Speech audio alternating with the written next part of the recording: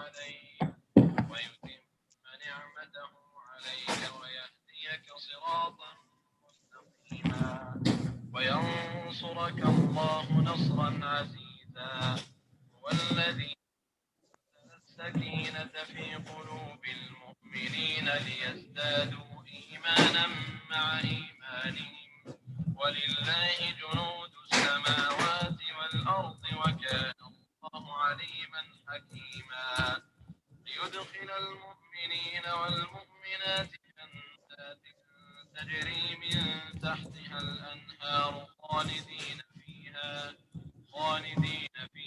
ويكفر عنهم سيئاتهم وكان ذلك عند الله فوزا عظيما ويعذب المنافقين والمنافقات والمشركين والمشركات الظانين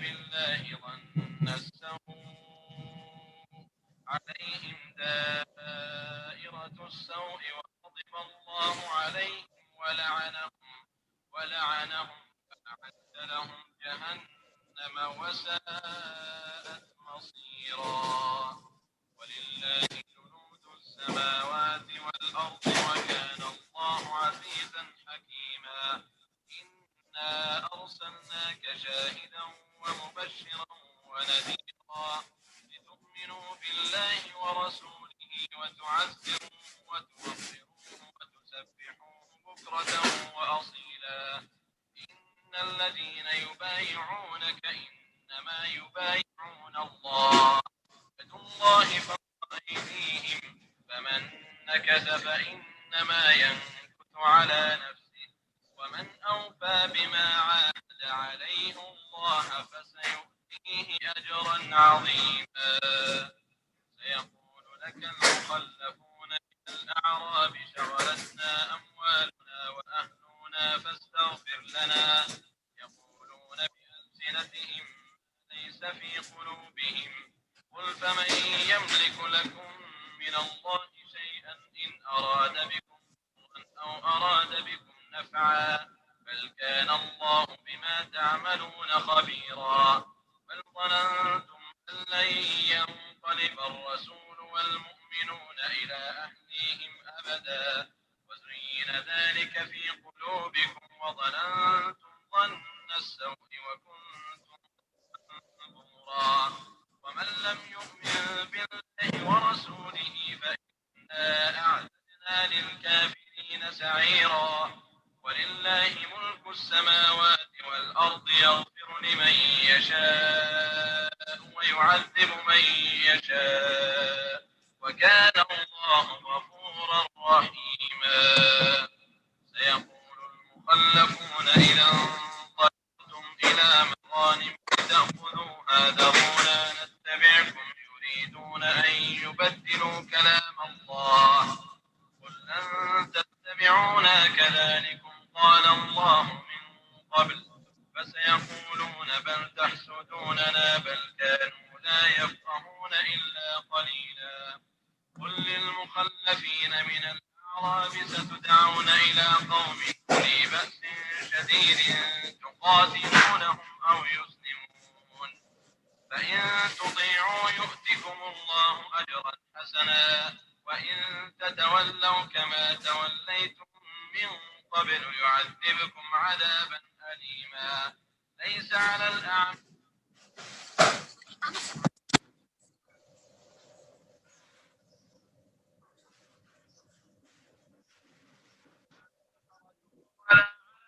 حرج ولا حرج ومن يطع الله ورسوله يدخله جنات تجري من تحتها الأنهار ومن يتولى يعذبه عذابا أليما لقد رضي الله عن المؤمنين إذ يبايعونك تحت الشجرة فعلم ما في قلوبهم فأنزل السكينة عليهم وأثابهم فتحا قريبا ومغانم كثيرة يأخذونها وكان الله عزيزا حكيما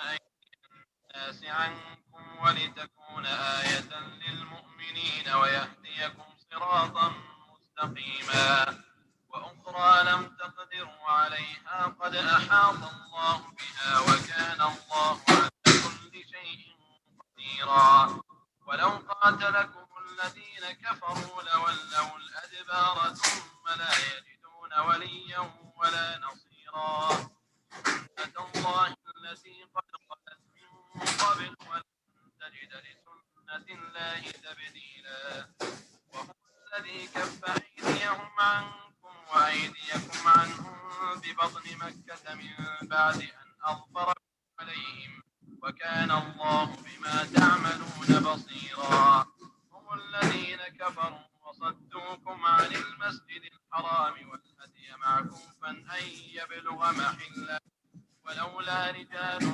مؤمنون ونساء مؤمنات لم تعلموهم أن تطؤوهم فتصيبكم منهم معرة بغير علم ليدخل الله في رحمته من يشاء لو تبينوا لعذبنا الذين كفروا منهم عذابا أليما جعل الذين كفروا في قلوبهم الحمية حمية الجاهلية فأنزل الله سكينته على رسوله وعلى المؤمنين وألزمهم كلمة التقوى وكانوا أحق بها وأهلها وكان الله بكل شيء عليما لقد صدق الله رسوله الرؤيا بالحق لتدخلن المسجد الحرام إن شاء الله آمين محلقين رؤوسكم ومقصرين لا تخافون فعلم ما لم تعلموا فجعل من دون ذلك فتحا قريبا والذي أرسل رسوله بالهدى ودين الحق ليظهره على الدين كله وكفى بالله شهيدا محمد رسول الله والذين معه أشداء على الكفار رحماء بينهم تراهم ركعا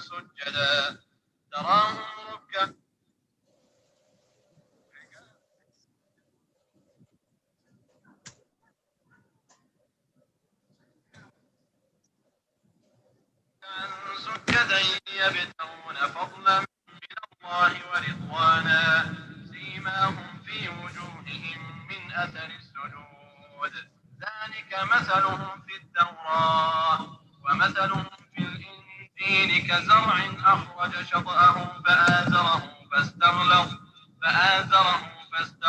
فاستوى على سوقه يعجب الزراع ليغيظ به الكفار وعد الله الذين آمنوا وعملوا الصالحات منهم مغفرة وأجرا عظيما.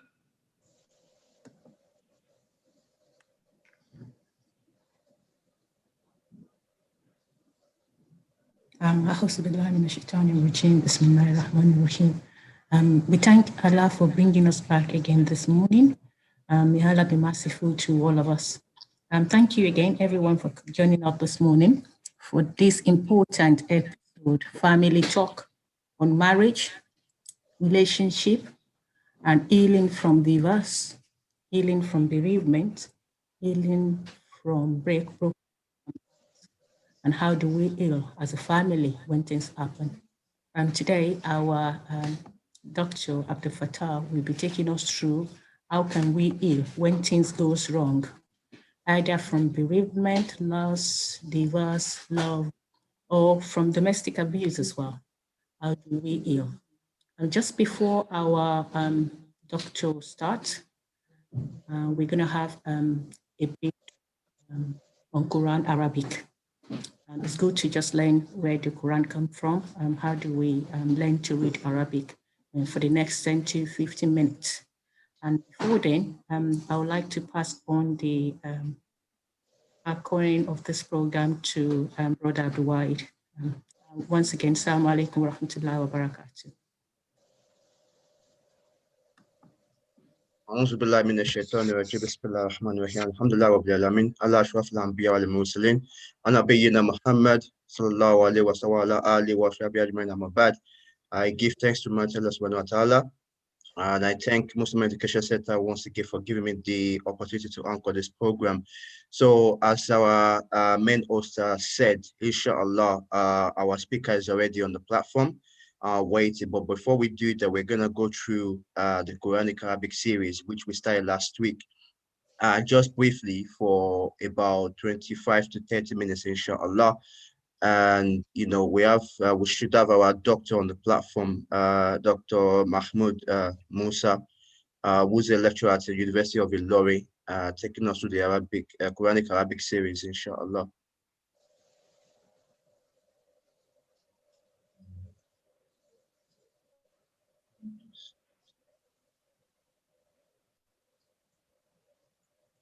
Dr. Mahmoud.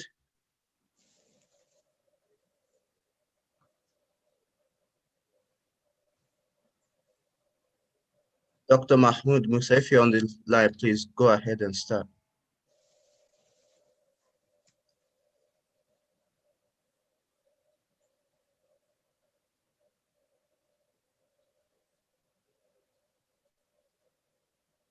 I don't think.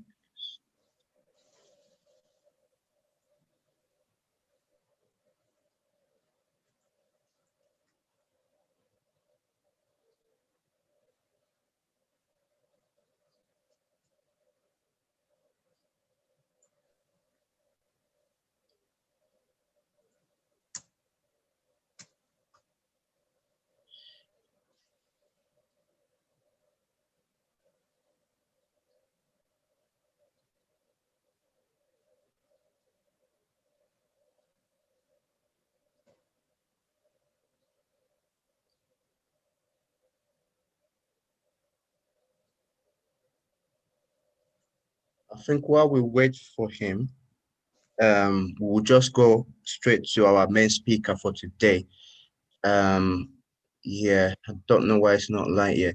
But for those of us that don't know, we started a series as part of our Saturday webinar last week, Quranic Arabic series. So, we have a scholar all the way from Nigeria who is a lecturer at the University of Ilorin, taking us through learning Arabic through the Quran, and which inshallah should go every Saturday morning, at least until the end of the year. But unfortunately, the doctor is not on. So without further ado, I'd like to call on the main speaker for today, inshallah, Dr. AbdulFattah Adeyemi, who is a scholar, again, all the way from Nigeria, is a transformational, relationship coach. He's also the founder and director of Binoculum Family Counseling Center, which is in Abuja in Nigeria. Is a motivational speaker. Is anchored a lot of progress in terms of relationship, courtship, marriage, counseling, advice.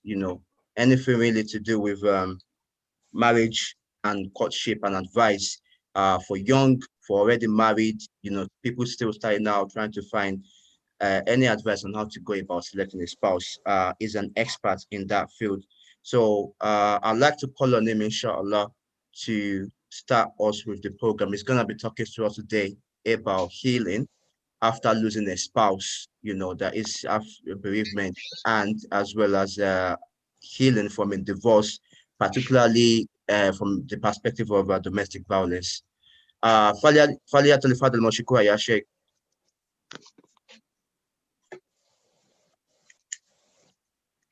The same Dr. Danjuma just came in. Yes. Oh, okay.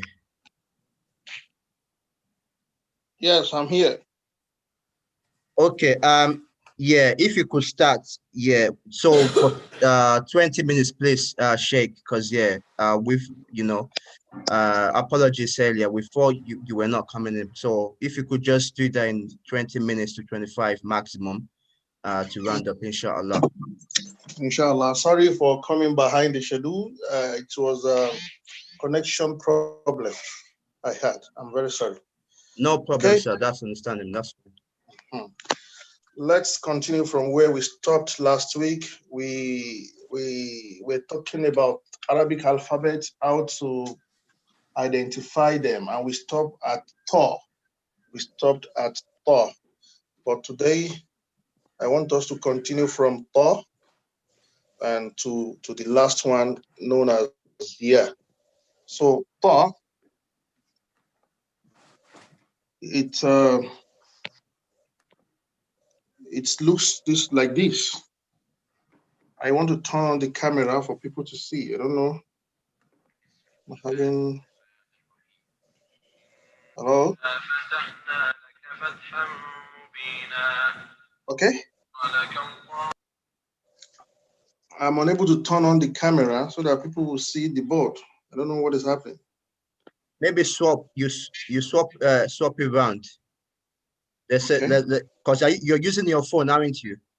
Yes, I am. Yeah, there's like a reverse button on the phone that you can swap around the camera view. Yes, that is exactly what I'm doing, but it's not clicking. We can see the board now. Okay, you can see the board. Okay. But it's gone. It's back. It's gone back. Yeah, I can see the board now. Okay. Yes. Yeah. So this is Thor. It has a sister, and the sister is having dots on it. This one is Thor, and this one is Zor. Thor, Zor. This Thor sounds like Ta, but it is not fully like Ta. The difference between them is that this one is heavy, it's thicker than Ta. Ta is Ta, and this one is Thor, Thor, Thor. This is Zor. It sounds like Z, but not like Z, Zain. It is Zor. It's somehow thicker than the Z. So it is transcribed as this Z, Z, Z. Okay? Then another group of alphabets that looks alike is Ain and Ghain.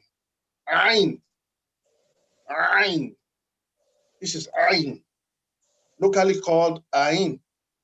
This is Ghain, not full G, locally called as Gain, but in an advanced way, it is called Ghain. Ghain. Ta, Za, Ain, Gain. And then another one is Fa. Fa, as in F, sun. Fa.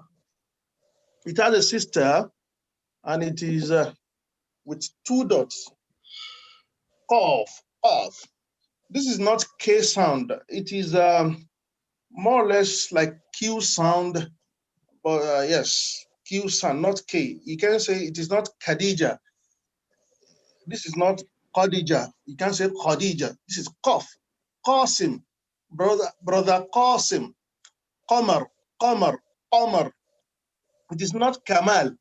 Kamal is Kaf. Qamar is Qaf. You can see the difference. Kamal. You can say Kamaru.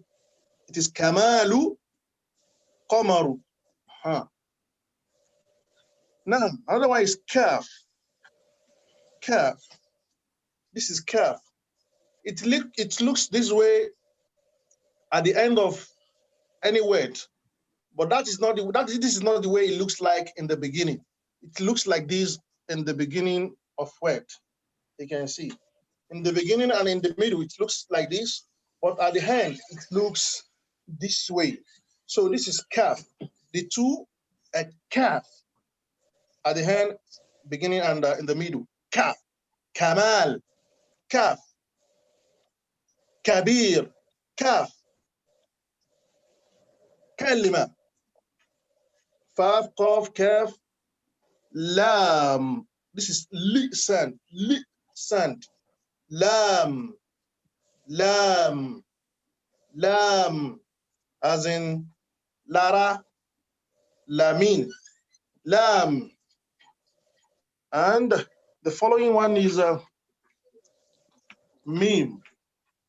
It is Mim, Mim, Okay. Mim, as in Mommy, Muhammad, Mahmud, This one is the following one is Noon, Noon, Noon, Noon, Nasiru, Noon, Nusra, Noon, Nigeria. La Mim Noon. The following one is Wow. Wow. Oh, when I saw my beautiful wife, I was like, wow, just wow. Wow. La Mim Noon. Wow. Wow. The next one is oh, oh, oh, oh. It is transcribed as this AH, ha, ha. But in the middle, it doesn't look, it looks this way in the middle and in the beginning. But at the end, it looks this way. It looks this way or this way. As in Allahu, when we write Allahu, you can see. So this is ha. You don't write it like this at the end. So that is ha. And then the last one is ya. The last letter of Arabic alphabet is what? Ya. Ya, as in Yahya. Yahya. Now, 2-letter words before we go. 2-letter words. Let's form 2-letter words. Now, there are 2-letter words in Arabic language, many like that. For example, in Qul Huwa Allah, Qul is a 2-letter word. Qul. Abun is a 2-letter word. Akhun is a 2-letter word. Abu means father. Okay, can someone tell me the alphabets that make Qul, Qul, Qul? Do we have people in the room who can tell us the alphabets that make Qul? Okay, let me show you. Lam. Qaf and Lam. Qaf and Lam. Barakallahu fikum. And this is Qaf, as we have earlier written, but when Qaf is joined, when it's together with another alphabet, you won't curve it the way it looks when it stands alone. You will not curve it as this. Just clean it this way. Now stretch the line to be parallel. You understand? And Lam, this is Lam. Lam, you just put Lam on it. Just come here and write down the Lam. You can see this is Qaf and Lam, but you cannot. You might not know how to pronounce it if it is not contextually gathered. Now, Ul. What is the sound that gives us U? Who can tell us? We talked about it last week. What is the sound that gives us U? What is the name of the sound? Dhamma. Dhamma. And Dhamma is written as little wa. This is wa. Little wa is Dhamma. Little wa, like this, something like this. This is wa. The little wa is known as Dhamma, and it gives us U sound. Just put little Dhamma, a little wa on Kul, on Qaf, and it will give you U sound. Ul. Now, Ul is not having any sound on it. It is silent. And there is a sign on which we know silent alphabet. What is the name of the sign? I talked about it last week. We call it Sukun. Sukun, yeah. Sukun. Anywhere you see Sukun, you should know that that letter is not strong as the one that's having Dhamma, Fatha, or Kesra. It is weak. You pronounce it weakly. Understand? It is silent. Now, how does Sukun look like? It looks like little letter O. Little letter O. This is Sukun. So just transfer it to any letter that sounds weak. And this gives us ul. Ul. Ul. Okay, let us go to another example of two-letter word. I want to write mut. Mut. Can anybody try and give me the letters that make mut? Mut. Mim. Yes, mim sounds like M. This is mim when it stands alone, but when you are joining it together, when it's beginning a word, you clean the stroke. You clean the stroke and leave it this way. Can we all see? Yeah. Okay. The second letter is what? I want to pronounce mut. Mut. The second letter will be what? Ta. Huh? Ta. Ta. Thank you. And this is ta. This is how it is written when it sounds alone. If it sounds alone. But if you are joining it together with an alphabet that precedes it, you clean the stroke here. You clean the stroke here. Now make the parallel line to join them together. Mutmahinat. No, I'm coming to that. That is why I emphasize on the difference between ta and ta. They look alike, but they are not the same. In the case of mutmainna, the t sound there is ta, mutmainna, not like mut. This one is, the meaning of this one is die. Ooh. Die. And that says, may Allah spare our lives. Amin. Allah says in the glorious Quran, Mutu bigeizikum. Mutu bigeizikum. Die with your anger. When he was talking to infidel, die with your anger. But for one person, it is not mutu, it is mut. Mut. You have just commanded him to shekini. To die. So these are the little examples of two-letter words in Arabic language. It's mostly found in command statement. Kul, it means say. Mut means die. Kul, say. Mut, die. Let me give you another one that is very ambiguous. If care is not taken, I want to give us kul again. This one is kul, but now I want kul. That means eat. Kul. Who can give me the words that make kul? What are the words? The kaf and lam. Yeah, that should be kaf. No, I told you this is kaf when it stands alone and at the end of a letter. But when it's beginning a word, you write it this form. So we are using this one.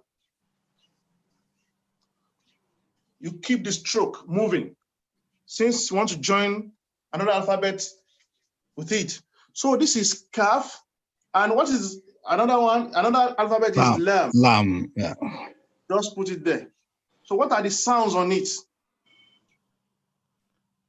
The first letter will have what? Cool. What is the sound? Amsa. No. Oh. Dhamma. Doma. Dhamma. It gives us oo sound. And this is kul. What will be on lam? Sukun. Sukun. Thank you. So this is kul. It means what? Eat. Eat. As from today, if you want to tell your friend to join you while eating, you want to tell him eat. You say kul. Say after me. Kul. Cool. Brother Kamal, kul. Kul. It means eat. But if you want to say Brother Kamal, talk. You say kul. Kul. Kul. Kul. Kul. Kul. Kul. Kul. Okay. Eat. Say. Okay. Okay. So I can see someone is eating in the room there. So cool. Cool. Eat well. Cool. So with these, I think we have gained one or little things. Do you have any question before I call it a day? Cool. Cool. Jazakallah. I mean, any question? Assalamu alaikum. Wa alaikum salam. Sorry, please, can you use that cool, the cool of if? Can you use it in a sentence for us, Arabic sentence? The one of it? Yes. Okay. For example, give me an example of what you want me to say. If for instance, if I eat. If I eat. Hello? Yes, sir. Or if something happens. Okay. It will not give you this form again, but you still have this kaf and lam there. Either akaltu, if I hit. Either akaltu. This is akaltu.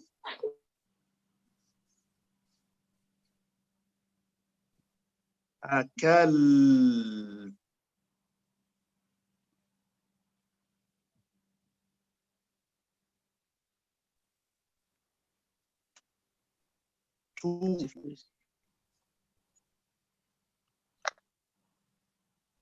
But akaltu, this is either akaltu, if I eat. But you want to say, eat the food. I want us to maintain this cool, so that you will not forget. This you have taken us to Arabic morphology. It is the knowledge of morphology that will help you know how it looks like when it is present, past participle, command, and so on. But just let us maintain the pace so that you will not be confused at all. Just you want to command your boy. Wa alaikum salam. What about come and eat? Aha. Come, ta'al. Come means ta'al. Ta'al. Ta'al. Wakul. Good of you, my sister. Ta'al, come. Wakul, and eat. Ta'al, wakul. Come and eat. You can see. Hello? Yeah, we can hear you, sir. Yeah, we can. Ta'al wakul. But if you want to say, come, join me or eat with me. Eat with me. Say, kul ma'i. You still have that kul as a principal word. Kul with me. Ma'i. Ma'i. Kul. Eat. Ma'i. With me. Are you there? So I want us to be using these words in our daily conversation. It will help us and go a long way in making us good speakers of Arabic language. I must tell you the importance of Arabic or any language you speak. I've said it in one of the lecture series we had here, that the first time I went to Saudi Arabia, the first restaurant I ate in Mecca, I did not pay any dime. I spoke Arabic to them, and the owner of the restaurant was so happy and said, "Oh, my friend, go." So since then, I've been eating freely in Saudi restaurant. So cool, eat, ma'i, with me. Ta'al, come, wakul, and eat. Akaltu, I've eaten. Akaltu, I ate or I've eaten. It depends. So cool, eat, mut, die. Ul with qaf is say. Qul huwa Allahu ahad. Say that Allah indeed is one. So my brothers and sisters, Arabic language is very good for every one of us. It enriches our understanding of Islam. It enriches our social interaction with people who speak the language as native speakers, and it makes us appreciate why Allah subhanahu wa ta'ala created us on the surface of earth. So do I still have time? No, Sheikh. Unfortunately, your time is up, sir. Thank you. So we'll meet next week. Assalamu alaikum wa rahmatullahi wa barakatuhu. Wa alaikum assalam wa rahmatullahi wa barakatuh. Jazakumullah khairan jazaya Sheikh. We thank you. Even in the little time you had, you really you delivered definitely. Alhamdulillah Rabbil Alameen. We thank you once again for gracing us with your presence. I believe that Alhamdulillah today we've learned a thing or two again. So for those of us that are just joining or that didn't join last week, this is a new series that we've incorporated into the ongoing Saturday webinar, inshallah, where our Sheikh Danjuma Musa will be talking in the morning, the first thing of the webinar, taking us through the Quranic Arabic series, which was started last week. So which will continue to the end of the year at least, inshallah. So Jazakallah khair, Jazak Sheikh once again. I'd like to then go on to our next program for today.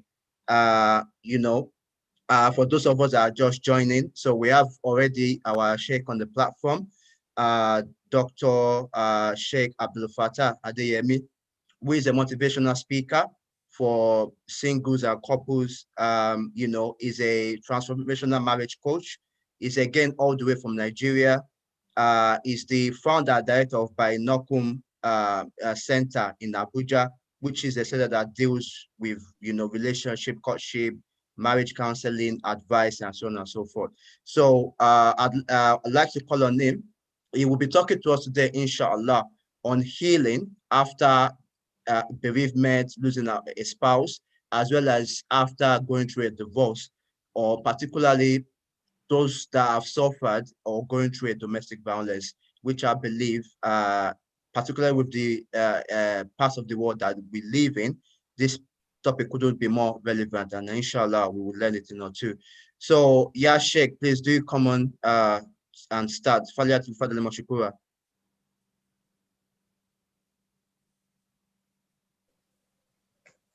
Assalamu alaikum wa rahmatullahi ta'ala wa barakatuh. Wa alaikum assalam wa rahmatullahi wa barakatuh. Thank you very much for your patience, and thank you for giving me another opportunity to speak to you this morning. It's a great pleasure to be here. I'm happy, and may Almighty Allah reward you all abundantly for your efforts. And it's been a while I saw Brother Wahid, since we had the last session. Alhamdulillah, it's good to see you again. Likewise, and sir. all of my sisters there and my brothers too. Alhamdulillah, I'm so happy to be with you. May Almighty Allah continue to support and sustain you wherever you are. And may Almighty Allah's protection and grace and guidance be with all of you. Amen. Let me confess that I also listened to part of the Arabic class. Yeah, I learned some things from the Sheikh too. May Allah increase him in knowledge and wisdom. Amen. He was giving some very nice examples there. Yeah, I heard when he said something about my beautiful wife. Wow, this is my beautiful wife. I never thought somebody can describe letter wow like that. So, so I'm going to use that one for my wife after this class.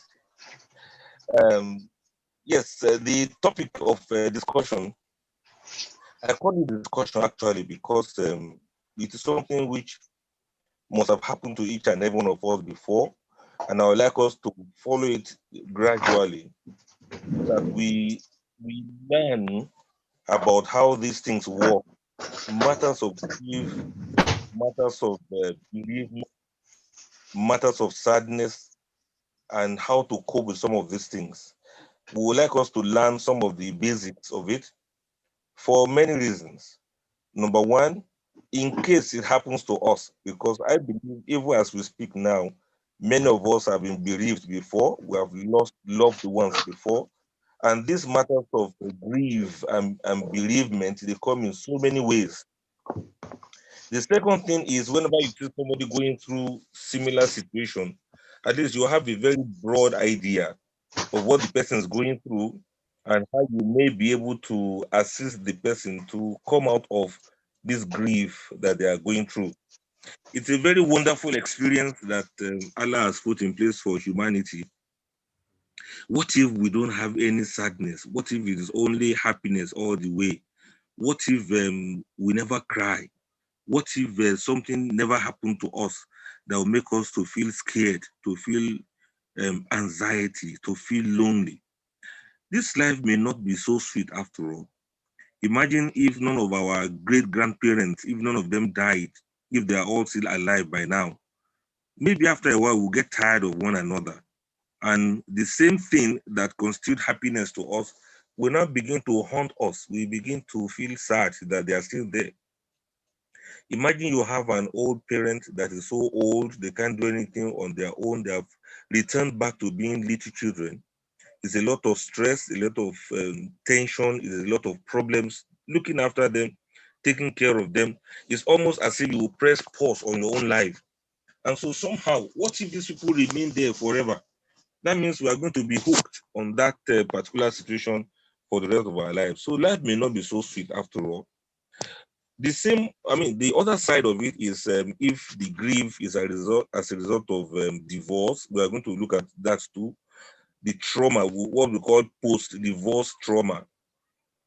It doesn't matter whether you are the one that left or you are the one that was left behind. Whichever way the divorce came, the trauma is always there because of certain attachments we already had to one another. Then when it comes to abuse in relationships, well, sometimes it can be good riddance that, alhamdulillah, now I have my life back. But sometimes, no matter how good the riddance is, there's always that feeling that comes, the feeling of guilt, the feeling of, oh, maybe it was my fault, the feeling of, oh, what a mistake I made in my life, the feeling of, why did I even get into this mess, the feeling of, well, I'm not going to trust any man again, or I'm not going to trust any woman again. After all the abuse, after all the trauma, the pain, the humiliation, after all of that one, it can leave a very big mark on a person's heart. When the heart is broken and you try to mend it back, the scar will not go away. So somehow this topic is very important. And I want all of us to see within this little time we have to learn one or two things from there. And we'll see how are we going to assist in counseling other people. In counseling here at Binakum, for instance, we have what we call grief counseling and grief therapy. Because no matter what, people will always be sad. Every day, you see that a child is born in the hospital, and every day you see that somebody is buried in the mortuary, in the burial ground, in the cemetery. And that means while some people are happy, rejoicing somewhere, some people are sad and grieve, and they're going through grief in another place. So bear it in mind. As a Muslim, we experience both the birth and the death. What should be our approach? What should be our understanding? In what way should we look at it? And what should be our response to some of these things? That is part of what we are going to discuss as briefly as we can.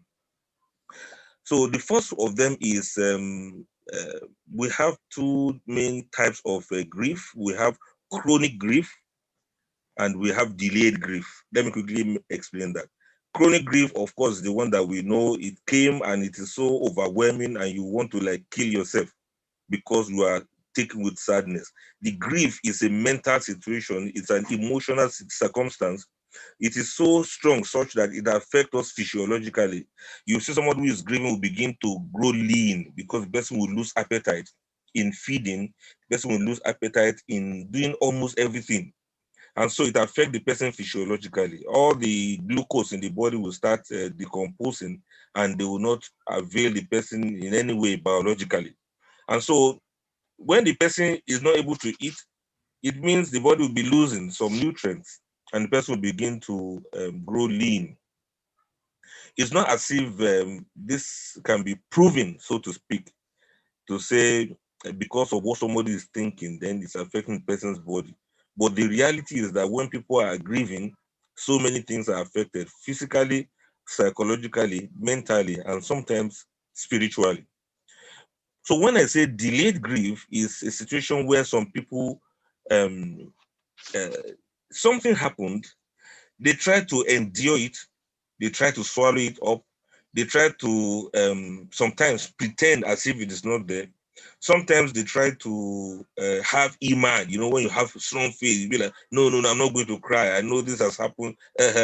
Everybody thinks they can do that. In fact, there are many people that are so strong. When somebody dies, they don't cry. They don't cry. They just like, well, it's like that now. What else? That's how it's supposed to be. Whereas, let me confess to you, it is human to cry. It is normal to cry. In fact, if you believe me, it is Islamic to cry.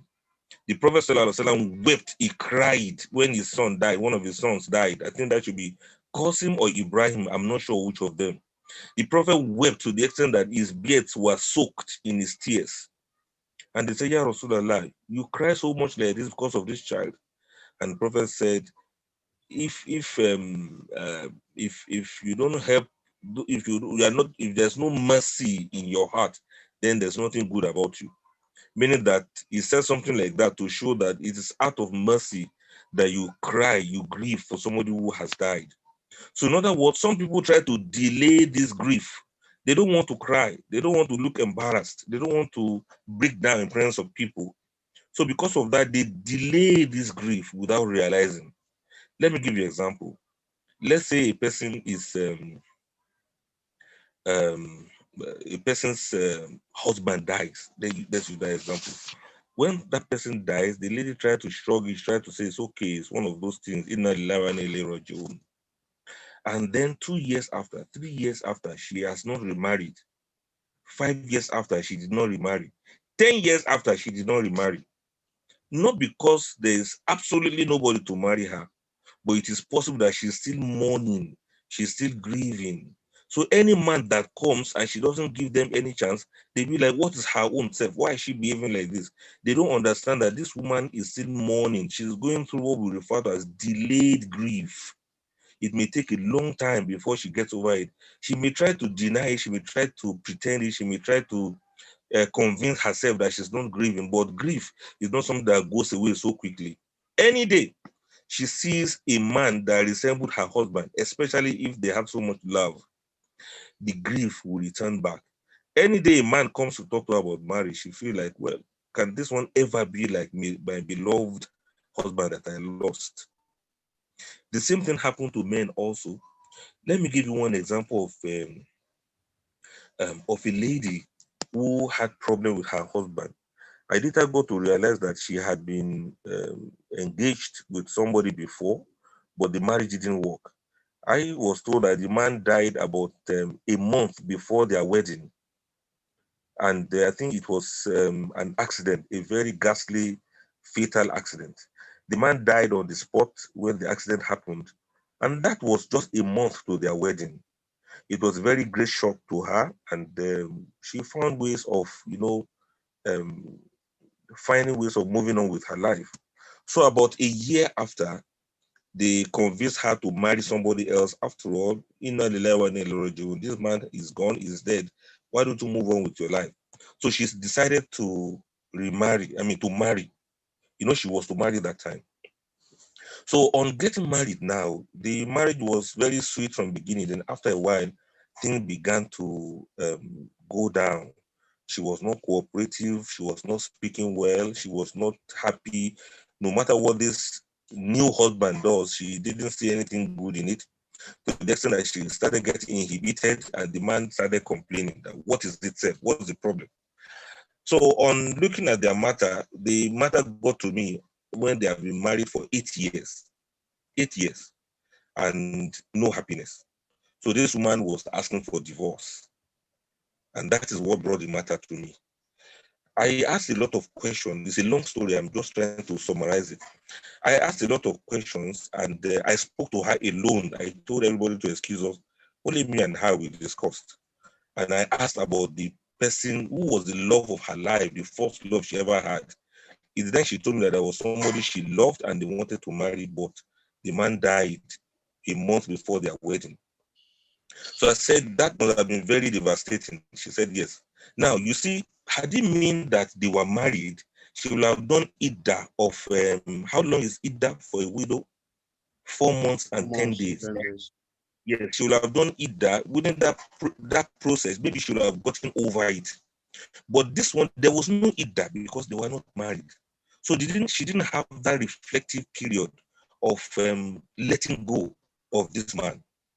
And so she just broke down, she cried and cried, and she said that was the only man she ever loved in her life. And this other one, people convinced her to marry him, but she doesn't think she will ever love anybody. Allahu Akbar. So as we were speaking, I now asked, I said, what are the memories of the man that you have? She mentioned a lot of things, and eventually this is the part that really made her to cry more. She put her hand in her bag and she brought out a photograph. That was the photograph of that man that she wanted to marry. She said, Ustaz, every day I carry this picture around with me and I look at him whenever I'm feeling sad. And because she still holds on to that memory, including the physical memory of a photograph, she has not been able to let go. She has still been grieving, and she has not been able to come out of that grief to be able to live a happy life with another husband. Now you can see how dangerous, how strong, how mysterious this matter of grief can be. So hold that in your hand, that griefs are real. Some griefs are delayed. They continue to move on and on. Some griefs are perpetual. They don't go away. And some griefs, they will leave you for a while. It will resurface after 10 years. Like some of you are still grieving your father now, even though your father died so many years back, or your mother or a loved one. Somebody lost the mother when he was very small. Even as an adult now, he's still mourning, he's still grieving the death of the mother. So sometimes it is so real. It affects whatever we do. It affects our lives. We sometimes don't function well, and sometimes we don't know how to let go. Now, that is just by the way.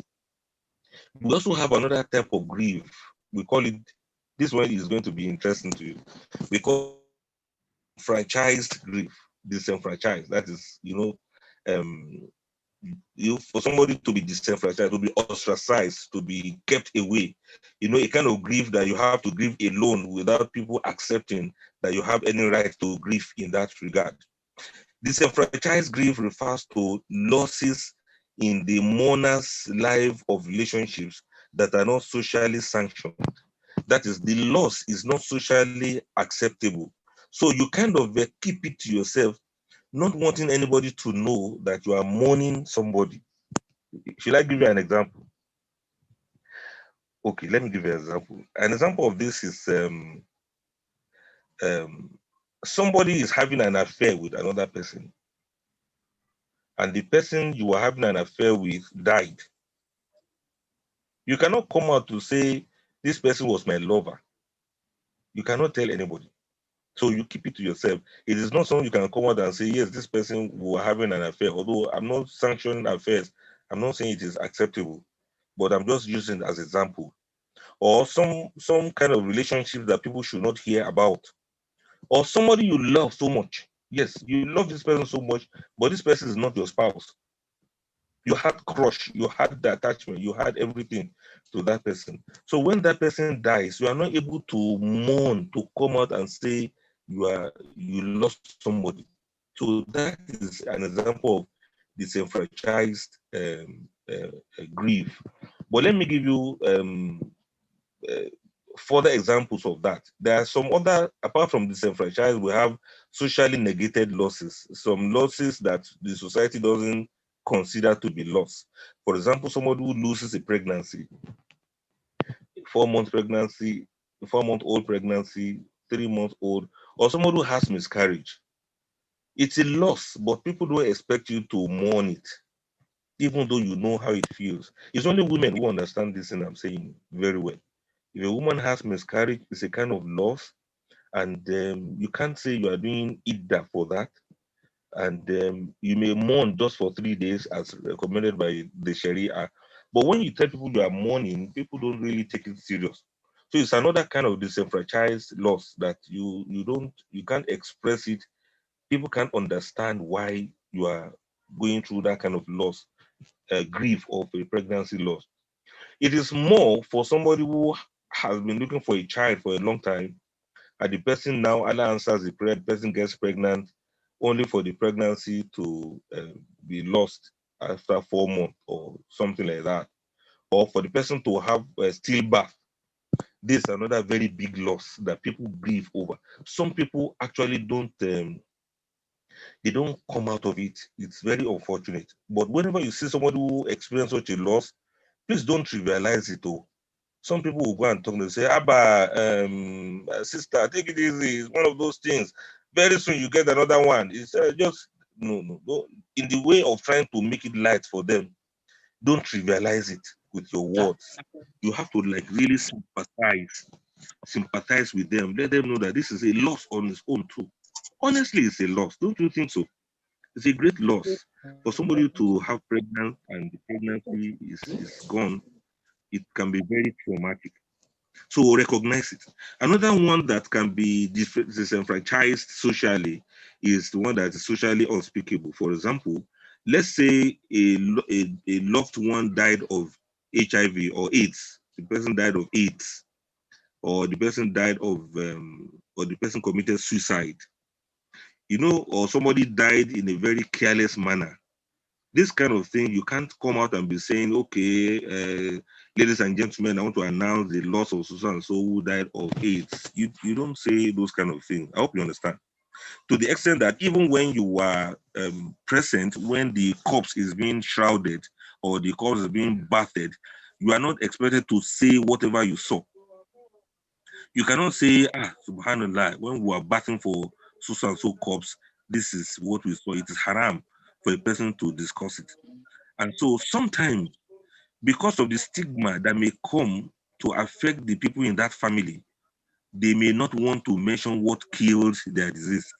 So don't go to where somebody died and be say, hey, yeah, oh, subhanallah, inna lillah. What killed him? You don't go asking that kind of question. Or what happened? How did she die?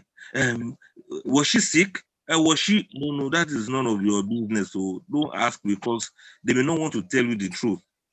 Okay, what are you going to do now? If they say the person died of AIDS, will that make you to stop coming to their house or having anything to do with their family? Or they say the person died of a disease that is contagious or a disease that is hereditary, that means you don't want to marry from that family. If they say, okay, the person died of epilepsy, for instance, or some epileptic things led to the person's death by accident, they don't have to tell you all of those kind of things. I hope you understand what I'm saying. So when you go to the house, you don't ask what killed the person, how did the person die, because you should allow them to grieve in such a way that they will not have to start managing a damaged reputation alongside with the grief they are going through. Now, be that as it is, we have been looking at the varieties of grief that people go through. Let me quickly mention one that's attached to grief. That is what we refer to as either they were husband and wife before, or father and child, or mother and child, or whatever thing they were to one another. Even sometimes bosses and subordinates. If you lose a boss in your office that you have so much bond and attachment, or you lose an office colleague, or you lose a neighbor, or you lose anything or anyone like that, or a friend, there could be some bond between you that may affect the way you adjust to the bereavement.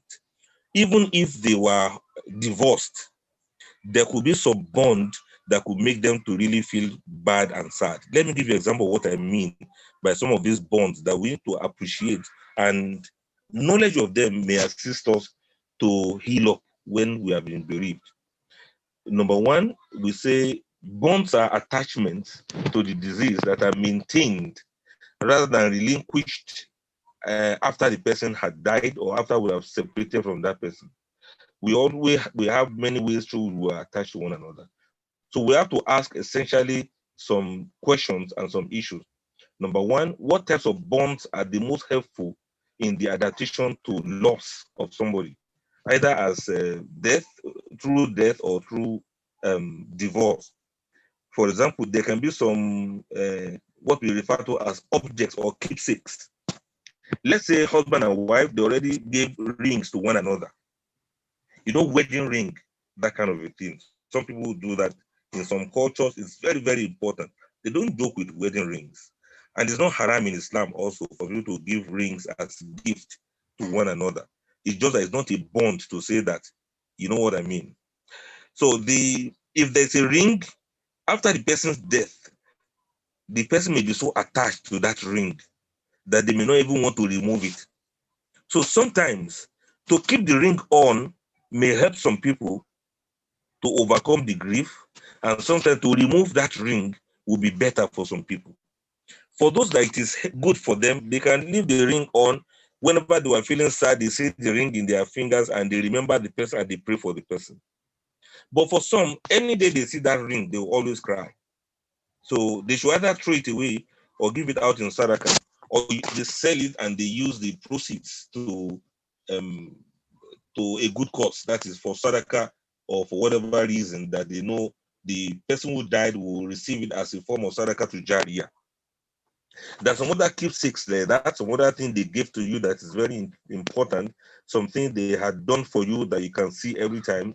Maybe the person bought a gift for you. The person bought a house for you. The person assisted you in attaining to certain position. Let's say somebody helped you get a job, or somebody assisted you with immigration matters when you had to settle down where you are now, and you hear that that person died. Each time you are in that country, you remember the person who facilitated your being around, and then you get to pray for that person. If you don't handle it well, it may be negative. You start feeling sad, you start feeling worried. So long as you stay in that country, you start feeling the grief all over again. So you must turn it around and let it be that you remember the person for prayer for that person. Another one is who are the people that this bond can also be very, very helpful or very useful. The attachment style of everybody can be responsible for that. And then if we look at in what time frame will this bond be reasonable and be useful. Sometimes it may take a long time, and sometimes it may be a short while. We may not be able to tell somebody precisely that this is enough. You should remove this bond from yourself. Now, with regards to people who divorced, no matter how bad it was, they had some things they shared together. They had some, if they had children, for them together. And so when about it, or they feel happy about it, that Alhamdulillah, though I've left this relationship, but there's a child that came between us, and Alhamdulillah, since this child gave me happiness as a consolation from the lost relationship. So there may be some other thing they did for one another, but essentially I just wanted to understand that the way you look at what connected you and that person may go a long way in helping you to heal up from whatever grief that you are going through, whatever kind of grief you are going through. Now look at another one now. People who have been in abusive relationship, let's say it has always been tug of war between husband and wife, for instance, and now they ask the woman to leave, or the woman has to leave to save her life. Or if it's the man that's been abused, the man will have to travel to another place. There's always that bereavement also between them. You'll be shocked to say that some of the things they were experiencing together, it may not be 100% bad like that. There may be some saliently good aspects of their relationship. But with that abuse of a thing, it has resulted into a lot of problems. When this attachment now goes so much and the person is grieving for too long, such a man or such a woman who has been abused or settled into another relationship, anytime she sees a man, the man always looks like somebody who will abuse her. Or anytime she sees a feature of the present man that is similar to that of the previous one, the grief, the anxiety, and the problem may come back again. And that's why sometimes abusive relationships can linger on for too long. The Almighty Allah save us from that. It can affect people moving on with their lives. It can be a lot of problem for them. I will now tell you this one that is very strange when it comes to abuse. You know who we're talking about? like Brother Wahid, you mentioned earlier on that in that your society there, they don't even want to hear of physical abuse or anything like that. It's something they don't like at all. It is not something anybody should like. But let me tell you something that shocked me at the time. You see, a woman complained to me that her husband was of the habit of beating her. So I flared up. I got so angry. I said, yes, I must see your husband. I must talk to him because it's somebody that I know. How can he behave like that? What kind of thing is that? I was ranting like that. Until when I sent for the husband and the husband came, we sat down and I said, look, brother, I'm so disappointed in you. Your wife told me that you beat her. Why? Why? We pray in the masjid together. You know this thing is wrong. Why would you do that? A very good woman like that. The brother was just looking down like this. When I finished talking, when I finished ranting, he said, Ustaz, let me first apologize that such a matter was brought to you concerning me. And I thank you for giving me opportunity to explain my own side of the story. I said, yes, explain why. What could a woman do to you? The brother said, Ustaz, if I don't beat her like that, we will never have peace in that house. I said, how? He said, look, whenever we are inside the bedroom having intimacy, I have to keep beating her for her to enjoy that activity. I said, say it again. Of course, you know, in psychology, we had read some of these things before. But he now, it's called sexual dysfunction. He now mentioned to me that means the woman enjoys intimacy with pain. If he is not inflicting pain on her, she will not enjoy that intimacy. Also, if he had not done that to her for a while, she would deliberately look for it so that after beating her up, they will now have intimacy, which she's going to enjoy a lot. So it's either before the intimacy or during that intimacy, he has to inflict certain pain on her. And the only way he can do that is by beating her. He said, Ustaz, it's not that I enjoy doing that for her, but that's her nature and that's the way she wants it. So I said to him, I said, if that's the case, you have to win her out of it gradually so she becomes normal. He said, Ustaz, we have been married for 12 years. And from day one, it has always been like this. The reason why she came to complain to you is because I'm beginning to stop beating her and she doesn't like it. Brother Wahid, have you heard of that kind of case before? No, sir, that's So what very I told strange. him, I said, okay. What I told him is that be doing it small. Don't beat her too much. Don't leave any mark. Don't leave any wound. Don't leave any injury. Please do it intelligently. So he thanked me and he went away. With that, I got to realize that it's not everything that can go by the book. Some things are very strange. But nevertheless, I'm not saying it's a good thing. No, it's a dysfunction. It requires long period of therapy for such a woman to be able to get out of it. So let's just leave that one as it is.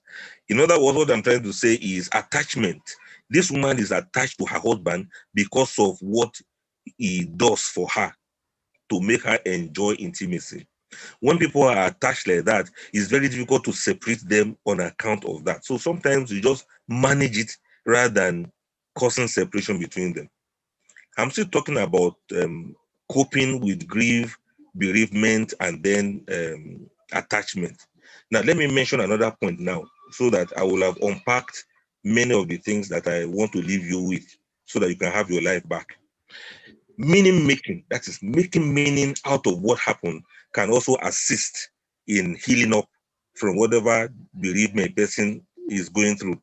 For example, when an unanticipated or incongruous event such as death of a loved one occurs, a person needs to redefine itself. That means you redefine yourself and you have to learn ways to engage with the world without the deceased person. That means the person cannot return to a pre-loss level of functioning, but you have to learn how to develop a meaningful life without the deceased loved one. And this is central to everybody who is mourning or who is going through some bereavement. Death can challenge a person's assumption about the world. You know, you have to adjust spiritually, you have to adjust sometimes financially, you have to adjust in terms of your personal identity. in situations or in marriages where the husband and wife, they don't even know the difference between themselves. Many marriages now, there's no boundary between you and me. They see each other as one. Whereas you are not supposed to morph to become one. You are supposed to be single individuals that are living together and cooperating together. I'm not saying people should reduce the love and attachment they have for one another, but we must understand that there's difference between your soul and my soul. It is two souls merged together, but that doesn't mean that we cannot separate them. So when death of one of them comes, the other one has to redefine their lives to say, look, my husband has died or my wife has gone. Now I am me and he is he. He has gone to the graves. He is now in Barzakh. I am still on earth. I'm still alive. I have to move on with my life. What meaning does it make? The meaning it makes and the meaning it makes to me is that we come from Allah and we are going to return to Allah. My spouse or my father or my mother or my beloved one that died belongs to Allah, not to me. To say that we got married doesn't mean that I now own that person. I don't own you and you don't own me. We all belong to Almighty Allah. And so when Allah takes a soul, Allah has taken the same soul that he has given. So we have no right to question Allah for taking the soul he has created. We have no right to blame Allah or to deny the fact that that person. What meaning do you make out of the situation will be very important. Then what meaning do you make out of your own life? You know, for example, you'd be like, what would my life look like now without this person? What did this person's life mean to me, the person that died? Then how can I feel safe in a world such as this when this person is not around? Or who am I now that this death has occurred? You have to redefine your life. The same thing if it had to do with divorce. You have to define your life. What is my life going to be like? What's the meaning of my life without this person? Sometimes it's a good thing for some people, and sometimes it's a very bad thing for some people. So the essential thing is make meaning out of it. What does it mean when somebody dies? What it simply means is that we all came from Allah, we will return to Allah. What it simply means is that, well, we can't be here on earth forever now. There'll come a time when we will go. When we were small, my brother Wahid, I remember we used to play some games those days when we were small. We would line up, all of us, Bodatai and Tisherifat. We used to line up together like that.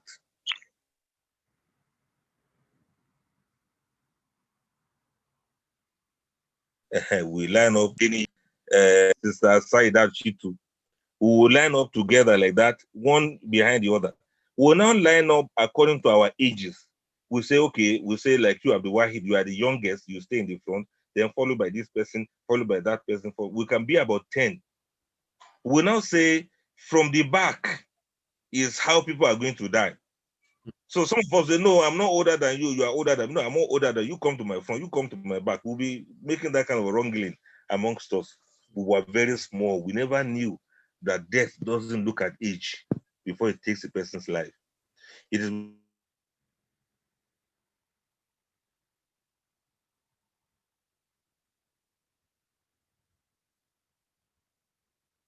us, they have also died. So that is sense to let us make good meaning out of this fact that we are not going to stay here forever, and death is not going to look at our age before it will take us. Death will not look at our circumstances. It's not mind whether you love your husband or you love your wife. Make good meaning, positive meaning out of it, especially the fact that this person is going to Allah and this person is going to have better life there in the hereafter. And it's going to be easier for you if you make that meaning and you do sadaqah to Jariyah on behalf of the person that you have lost. Similarly, if it's a matter of divorce, make good meaning out of it that, look, there is expiry date to every relationship. Either you die or you divorce. You will not stay together forever. So even if it's a divorce, fine, so be it. This is when Allah says this relationship should end. So let it go, let it be. It's not the end of life.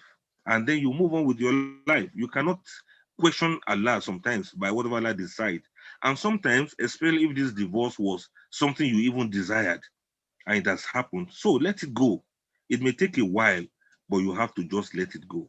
You have to let it go. So make good meaning out of it, that this is the way Allah wants everything to be.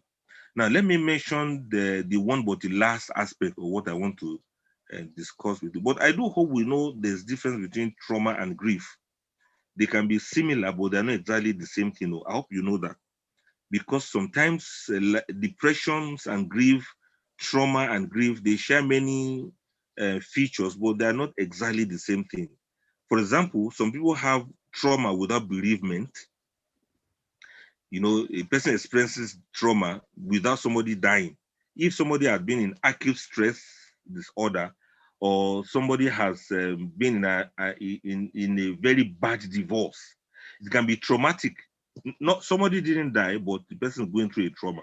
Or somebody loses a job suddenly, a job that they treasure a lot.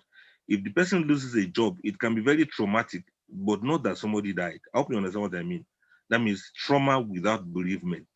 We have post-divorce trauma that people go through, not that somebody died, but it's very traumatic. There's also trauma as a result of being abused physically or mentally or psychologically. It can be very traumatic, but not that somebody died.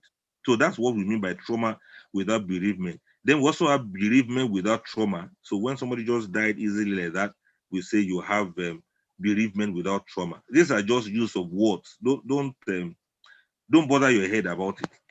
So let me mention this aspect that I want to mention last, so that we can have our lives back. The normal grief, the normal bereavement, attachment, loss, and the experiences of grief. Let's mention the experiences, and then we summarize by mentioning more of how we can cope, how we can heal up. We have the normal grief, which is the one that's not complicated. Let's say somebody died, or you lost somebody, or you are divorced, or you are I didn't mention this one. Let's say you are disappointed or betrayed, like matters of infidelity. It can be very, very traumatic also. Somebody didn't die, but very, very traumatic. Let me mention this other one too. Polygamy can be very traumatic for some people also. When they hear that their husband has married somebody else, or they hear that their husband is trying to marry somebody else, can be very traumatic. Though it's not that somebody died, but it's a trauma. You have to appreciate it, and you have to take it easy with people going through such situation. It's not that, sister, you have to have Iman. It's a normal thing now. Is he not a man? He has the right to marry. You can say all of those things because it didn't happen to you. But whoever it has happened to, let us appreciate that it is traumatic. Even though nobody died, it may take a long time for the person to adjust, especially because they must have shared a lot of attachments. They must have shared some moments that are very deep, and it's not easy for somebody to just heal up just like that. Conversely, I saw a picture of a man who committed suicide because somebody told him that the wife has been cheating on him. Somebody told him that the wife has been having an affair with the landlord's son. Because of that, he entered into his house and he tied rope to the fan and he hanged himself. Now you can see he couldn't stand that trauma. I've also heard of a man also who somebody told him that the wife has been cheating on him. The wife has been sleeping with his colleague where he works. And they even showed him pictures and evidences. Before the woman came back, somebody called him and said, look, as we speak now, your wife is in so and so place with so and so person. And he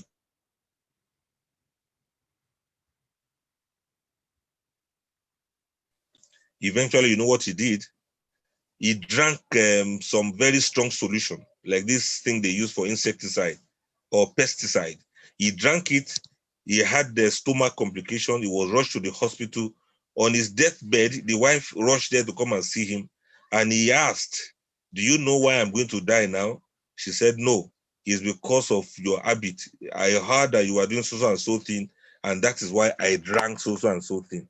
And the wife started crying to say, look, whatever they told me is a lie. Although I was there, but what took me there is for him to assist us in paying school fees of our children. He promised to give us some loan. That's why I went there to go and see him. There's absolutely nothing between me and him. And the man's wife also came there to say, yes, she was in our house. I was there too. It was no affair. So, but it was too late now. The man died. So how is the woman supposed to take it? Should she mourn? Should she be bereaved? Or should she say it serves you right? Answer that question. How is she going to take it? May Allah save us. That's quite complicated. Very, very complicated. Now, the normal grief, now there are some symptoms, physical symptoms that you see. We have somatic or bodily distress of some type. The person will appear distressed generally. The person may be separated from, the image in form of keeping the person's picture in the house. If you have a late father or a late mother or a late spouse, there's that tendency that you keep the person's picture on your DP. So some people do that as part of their ways of responding to bereavement. It's not always very nice. Sometimes it's better to remove those pictures so as to reduce your memory of the person. I hope you understand what I mean. Apart from being preoccupied with the person's imagery, I also heard of a husband who lost the wife, and all the clothes of the woman was still in his house. All of the jewelries and the plates, utensils of the woman was still in his house. And he married another woman, and he wants this new wife never to touch any of those things. So whenever this man wanted to eat, he would want to be served with the plate of the deceased wife. And so the new wife was feeling very worried about it, very, very worried and disturbed. Whenever he wanted to sleep, he had his own room. He would use one of the clothes of the deceased wife to cover himself. So his mourning was taking longer than necessary. For such a man, what do you advise him to do? Should he not get rid of all of those things that remind him of her? Is it not better?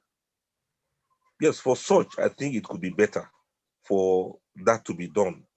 Then sometimes another way the person can remove such imagery is whenever somebody loses a loved one, I want you all to allow the person to see the face of the deceased person before the person is buried. Does anybody understand what I'm saying? If a woman loses her husband, for example, don't deny her the right to see the corpse of the husband before you bury. In fact, in Sharia, it's not haram for a woman to follow the deceased to the graveyard. If she can hold it, if she can cope, it is not haram. If you don't want her to follow the deceased to the burial ground, at least when you shroud the person, allow her to see the face of the deceased. This is going to help in healing process of allowing the person to let go eventually of that. The same thing when children loses their parents or their father or their mother, allow them to come to the burial ground. Like this one, they normally allow them to pour sand and things like that. It can be very therapeutic. It can be very relieving for you to be part and parcel of allowing the person to go, of letting go finally. The last moment that they spend together is very important. So please, don't deny a woman from seeing the corpse of her husband. Don't deny a man from seeing the corpse of his wife before you bury. And don't deny children from seeing the corpse of their father or their mother or loved ones. Allow them to see each other for the last time. Even if you cannot open the face, at least let the person learn to let go. The witnessing the burial of that person is another way of accepting that this person is going, this person is moving out of our lives. I hope you understand what I'm saying. Then there will be guilt relating to the disease or the circumstances of the death. There may be hostile reactions after the person dies. Then there may be the inability to function as the person has always functioned before. And then there may be some traits of the diseased that the people will have developed on their own. They start doing things that the deceased used to do. So to unpack everything now, let's quickly look at the feelings that people have, and then we can now round off. I hope you are following the explanations I'm making. And along the line, I'm trying to interject some of the things we can do to free ourselves from this bereavement. If it's a case of divorce also, if no matter how bad the divorce was, allow them to heal up. Either they go to a court, or you allow people to sit down and amicably resolve no hostility between them. Even when the husband and wife were beating each other every day, when the divorce is going to happen, let there be a situation where you call them all to sit down and you officiate the divorce. We have done quite a number of that here in Bainakum, where it was a case of abuse and they both decided to leave. In some instances, the husband wants the wife to go and the wife doesn't want to go because of her children. In some instances, it's the other way around. You still have to be amicable about it so that people can let go. So some of the feelings include feeling of sadness, and this is the most common feeling found in the bereaved, and they really need some understanding. This feeling is not necessarily manifested by crying. Not everybody that is sad will cry, and not everybody that cries is actually sad.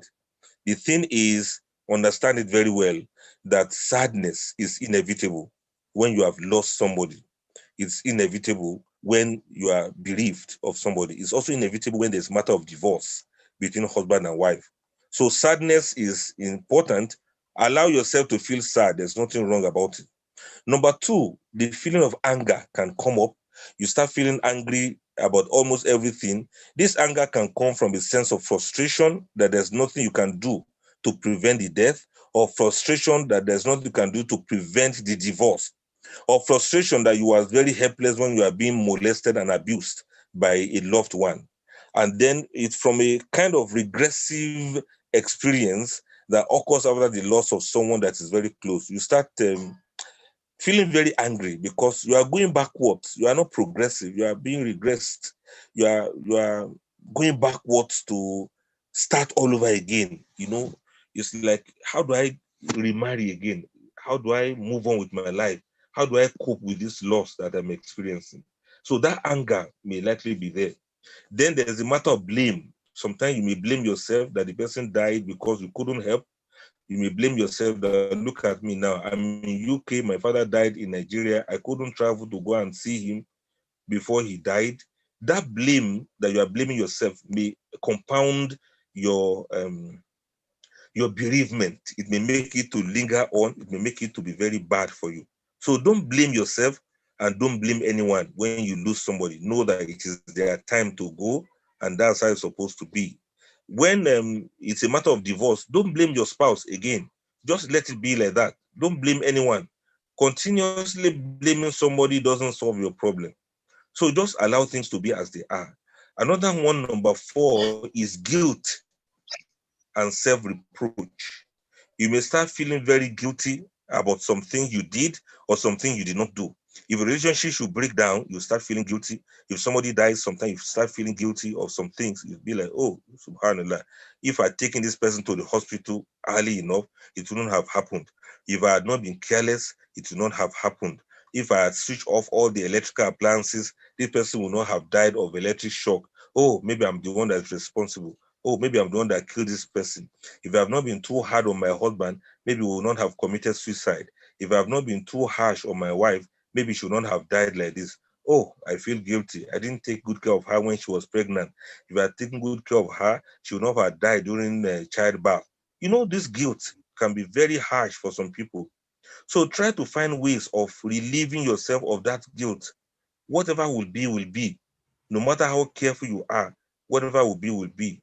Haven't you seen the child of a doctor also dies before? The child of a doctor can also die, even when the doctor knows everything about medicine.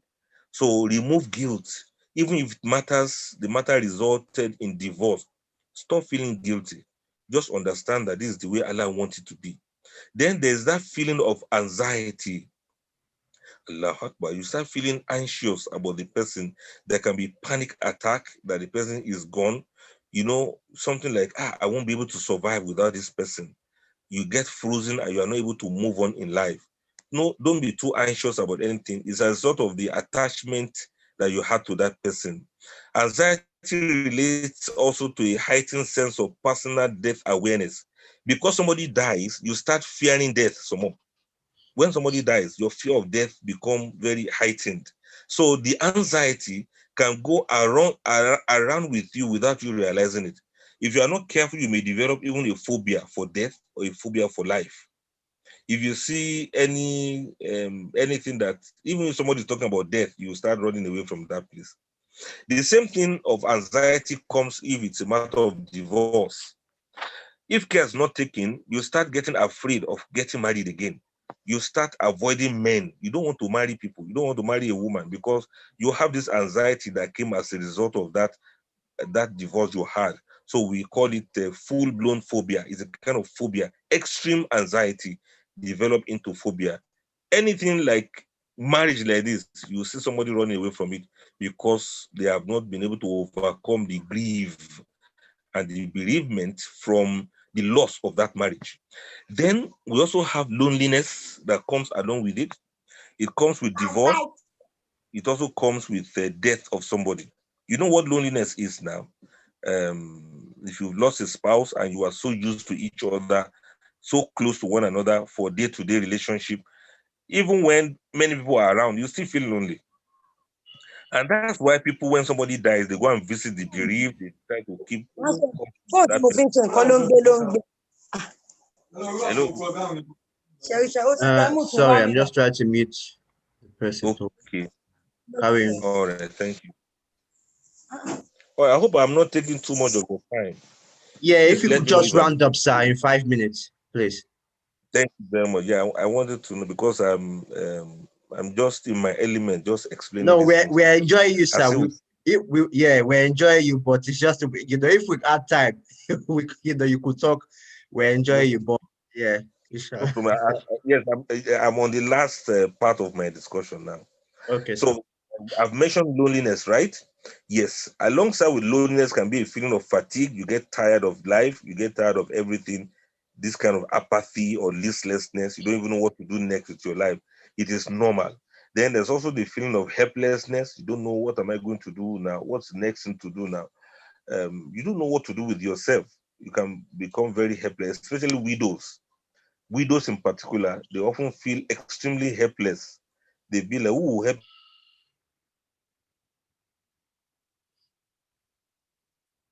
me take care of my children? Who is going to be as a person to me?" That feeling of helplessness can be so much. And that means when you go to visit a bereaved who is a widow, you must always find ways of removing their fear of helplessness. For example, who is going to take care of her children? Who is going to take care of her as a person? If the Ummah can find solution to that, it's going to help her to overcome her grief and her bereavement. I hope you understand what I mean now. So it's not a matter of to go and say, hey, yeah, to somebody. It's a matter of trying to see what you can do to remove the problem of that person so that person will stop being helpless. In fact, for people who are widows going through their Idda period, they said the Ummah should immediately organize another husband for her that's going to marry her after her Idda. That is the real help, not to say, hey, yeah, let's read Kursiyu for the person that died. You have to look for another husband for her. And this new husband can even show face without telling her, because haram to talk about marriage to a woman that is going through Idda. The new husband that may marry her, or people who may wish to marry her, they may go to her and say, Madam, sorry about what happened. Inshallah, after your Idda, Allah is going to take care of you and take care of your children. That's an indirect way of telling her that, look, I'm going to marry you after your Idda period. I hope you understand. The man can say, those your children, they are just like my children too. And inshallah, I pray that one day I'm going to be their stepfather. You see, the Ummah has already put that in place, just that we don't practice some of these things according to the Sharia. Where that is possible, fine and good. If that is not available, at least it's not just a matter of sending condolence messages. So you have to find way of removing the person's burden, even if it is to sponsor the education of one of the children for like 1 year, for example, before the woman gets stabilized again, or before they're able to share the inheritance that the man must have left behind that's going to ameliorate her suffering. What if it's a case of divorce? It can be very painful too. So you don't just go to the woman and say, okay, sorry for what happened, may God provide for you. So you have to also organize how she's going to remarry and move on with her life. The same thing with a man. Get him another wife to marry. So fatigue can also be there. Helplessness may be there. What other feeling? Feeling of shock may be there. The shock may be so much that some people will not even want to believe that the person who died actually died. It's a very big shock. Recognizing that it is normal, it is usual, and some reactions of people can be very dangerous. Imagine somebody dies and the spouse started laughing. That laughter doesn't mean that it's wicked, it's just in a shock. It takes a while before he gets over that shock that he actually lost somebody. Somebody may die and the person may not cry. It's not that the person is wicked, it's just that he's still in shock. After a while, the person will overcome that shock and really cry. In fact, cry a swimming pool. May Allah have mercy on us. And finally, another feeling of loss of a loved one may be that of relief. The person may feel relieved that this person eventually died. Let's say the person who died had been in sickness for a long time, has been in trauma for a long time, the person had been in coma for a long time, and there has been a lot of problem for the family. When the person eventually died, it can be a relief for the person. If there is a divorce also, this marriage has not been working, has not been functioning for a long time. Now that the person is divorced, it can be a sign of relief for that person. So it's not all bereavement that is sadness, sadness, sadness. Some of them are full of relief to say, Alhamdulillah, I can now have my life. I can now move on with my life and do something good with myself and do something good with my life. So with some of these things we have been mentioning, I do hope we all understand very well now that being bereaved is a normal thing in a person's life. Don't disbelieve it, don't deny it, and don't be confused if it happens. Don't be preoccupied with the thought of the lost person when it happens. Understand that the meaning you are supposed to have to it is that we are all from Allah and we all return to Almighty Allah. You should also do something about the sense of presence, thinking that the person is still around when the person is not around. Understand very well that the person is gone and the person is gone for good.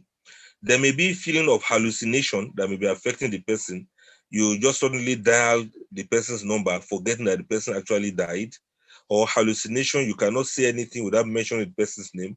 Or some of your behaviors can be that you normally used to eat with that person. Now you want to eat alone and you are feeling sad again. There can be matters of sleep disturbances. You keep dreaming that you saw the person. There can be matters of distraction or absent-mindedness after the person's death or separation. There may be social withdrawal because the person divorced you. You are not able to move freely with the friends that you both kept together, with the friends that you both shared together, with the visitations that you both were doing together. Now that the person is divorced or the person has separated from you, you may experience social withdrawal from such things. Don't let it get you down. Still try to socialize, or if the worst get to the worst, make new friends, move with new people, have different types of social environment created for yourself. If you see yourself, you always dream of the deceased person, always make dua about it and know that that dream is not going to affect you in any negative way. Especially, try to reach out to other people. And the one that I want to mention finally is cry. Cry very well. There's nothing that is wrong with crying. Whenever you remember the person and you feel like crying, please cry. There's no problem with that. Cry well. Let me put it that way in Nigerian language. Don't tell somebody who is crying to stop crying. Let them cry. It is the way of relieving the grief that they go through. Remember the father of Yusuf, Anabi Yaqub. He cried and wept a lot when he thought he has lost Yusuf forever, until eventually Allah restored Yusuf back to him. Don't let your own be so bad, though, but at least know that it is not a sin to cry. Then if you are carrying objects that remind you so much of that person and you see that it's not working, please drop those objects. Remove the picture of the person from your home and remove the picture even from your telephone, wherever you have stored it. If you eventually have to keep the picture, let it be that it is helping you to get out of the grief, not pushing you deeper into the grief. And I pray Almighty Allah make it easy for us. If you have lost a dear one, do sadaqah to Jariyah for them, so that Almighty Allah is going to bless them wherever they are. If you are feeling depressed because you have been divorced, please move on with your life, marry somebody else so that your depression will be removed. And let whoever you are marrying understand where you are coming from so that he can support you whenever you are aggrieved. Husband and wife can sit down and the wife suddenly starts being depressed. The husband should understand that it's not easy to get out of a previous relationship, whether it resulted in death or it resulted in divorce. People have different levels of attachment to one another. So don't trivialize it. Don't look down on them when they feel sad or worried. Just be understanding and know that this is part of human feelings, this is part of humanity, and this is where we are as human beings. After every adversity comes ease. May Allah forgive us, and may Allah ease our tasks. May Allah forgive me wherever I've wronged. May Allah forgive all of us too. Assalamu alaikum wa rahmatullahi ta'ala wa barakatuh. Wa alaikum assalam wa rahmatullahi wa barakatuh. Jazakallah khair jazaa ya Sheikh.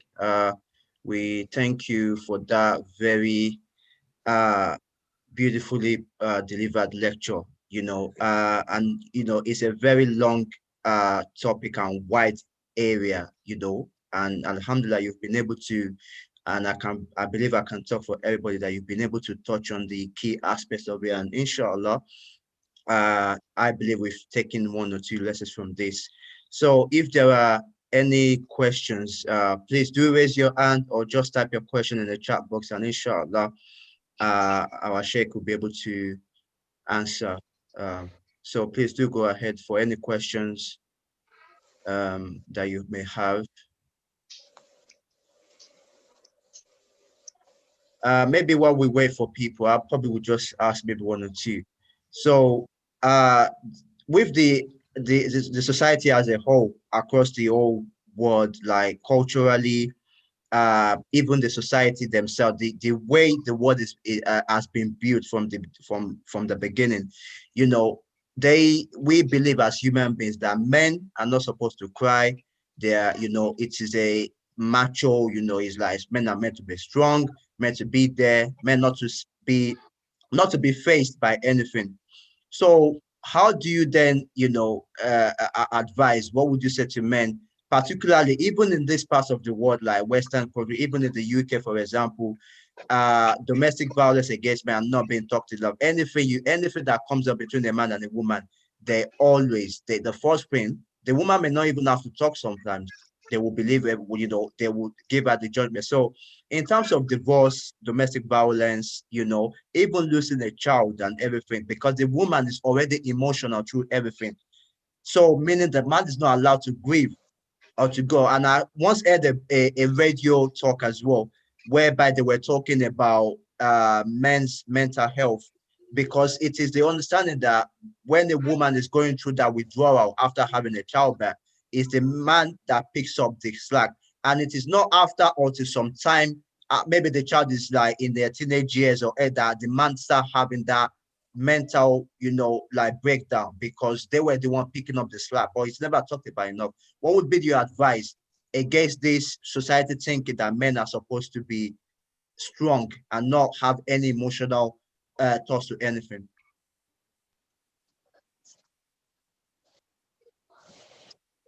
Thank you. Your question has also enlightened us in some ways. Men do cry. I hope we all know. Men cry. For many reasons, they cry. But when it comes to matters of abuse and the rest of them, men are also abused in a lot of ways. But the best way is to have a community where we can be honest with ourselves and where we can be concerned with ourselves.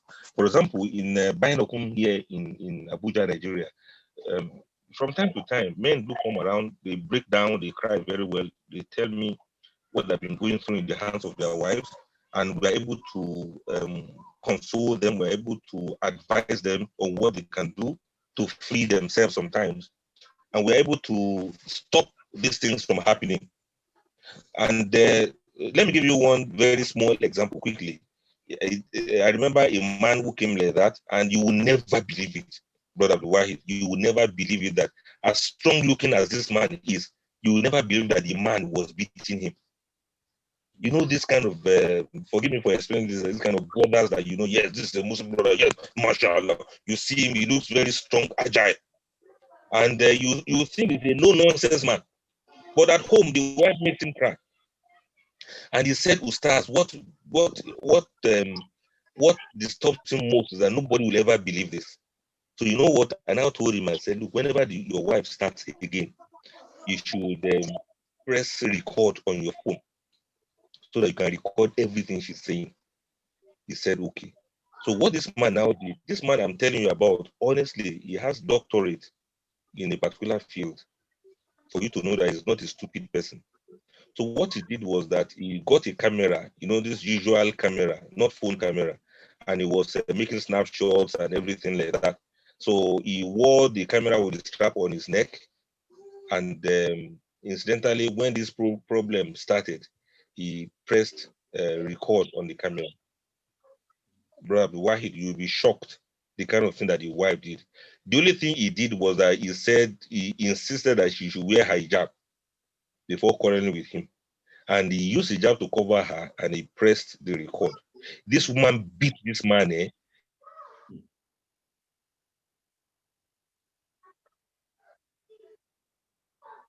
She used pillow to suffocate him. And the man kept subhanallah, it's okay, leave me alone. She said, I will deal with you, I will do this. So the cut and short of it all is that it is until when we all sat down with the families of the woman and the family of the man, when they started explaining the matter, this woman explained a lot of things, and she even cried to show everybody how wicked the husband has been. This man didn't say anything. Only after she finished explaining herself, the man now brought out the camera and pressed play. Everybody was we were all shaking our heads. And this woman just sat there in one place. She was shocked. She was shocked. She couldn't say anything. She wanted to start explaining. The uncle said, shut up. Then this matter I'm telling you is a long story. Let me not take your time with this. The matter ended up in divorce eventually. But the thing I want to bring out of that is the Prophet ﷺ said, Unzur akhaka zaliman aw mazluman. Help your brother, the oppressor and the oppressed. And they asked the Prophet, how should we help the oppressor? The Prophet said, hold his hand so that he will not do it again. So if a woman is going through abuse or a man is going through abuse, don't keep it a secret. Discuss with those that are going to step in and stop this abuse so that it doesn't result into anything that is untoward. Many people have died today because they killed themselves, because the husband killed the wife or the wife killed the husband because of unreported abuse in the marriage. So don't let it reach an extent that somebody will hit something on your head and you die from there.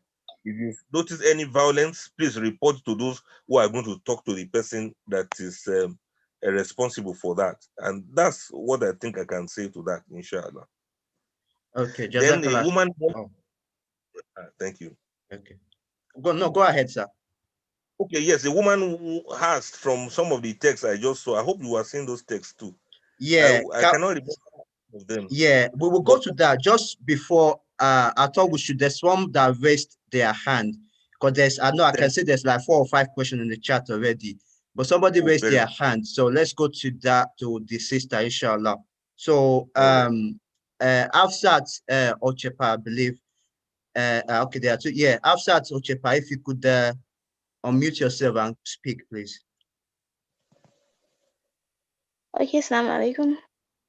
Wa alaikum assalam wa rahmatullahi wa barakatuh. Jazakallah khairan, ya Sheikh. Thank you so much for this amazing lecture.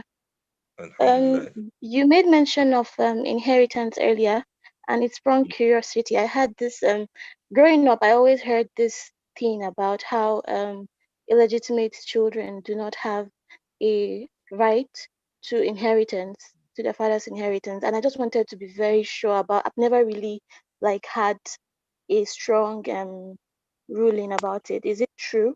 In a case where a father dies and maybe there's an illegitimate child from that marriage, is that child not to have any share of the father's estate?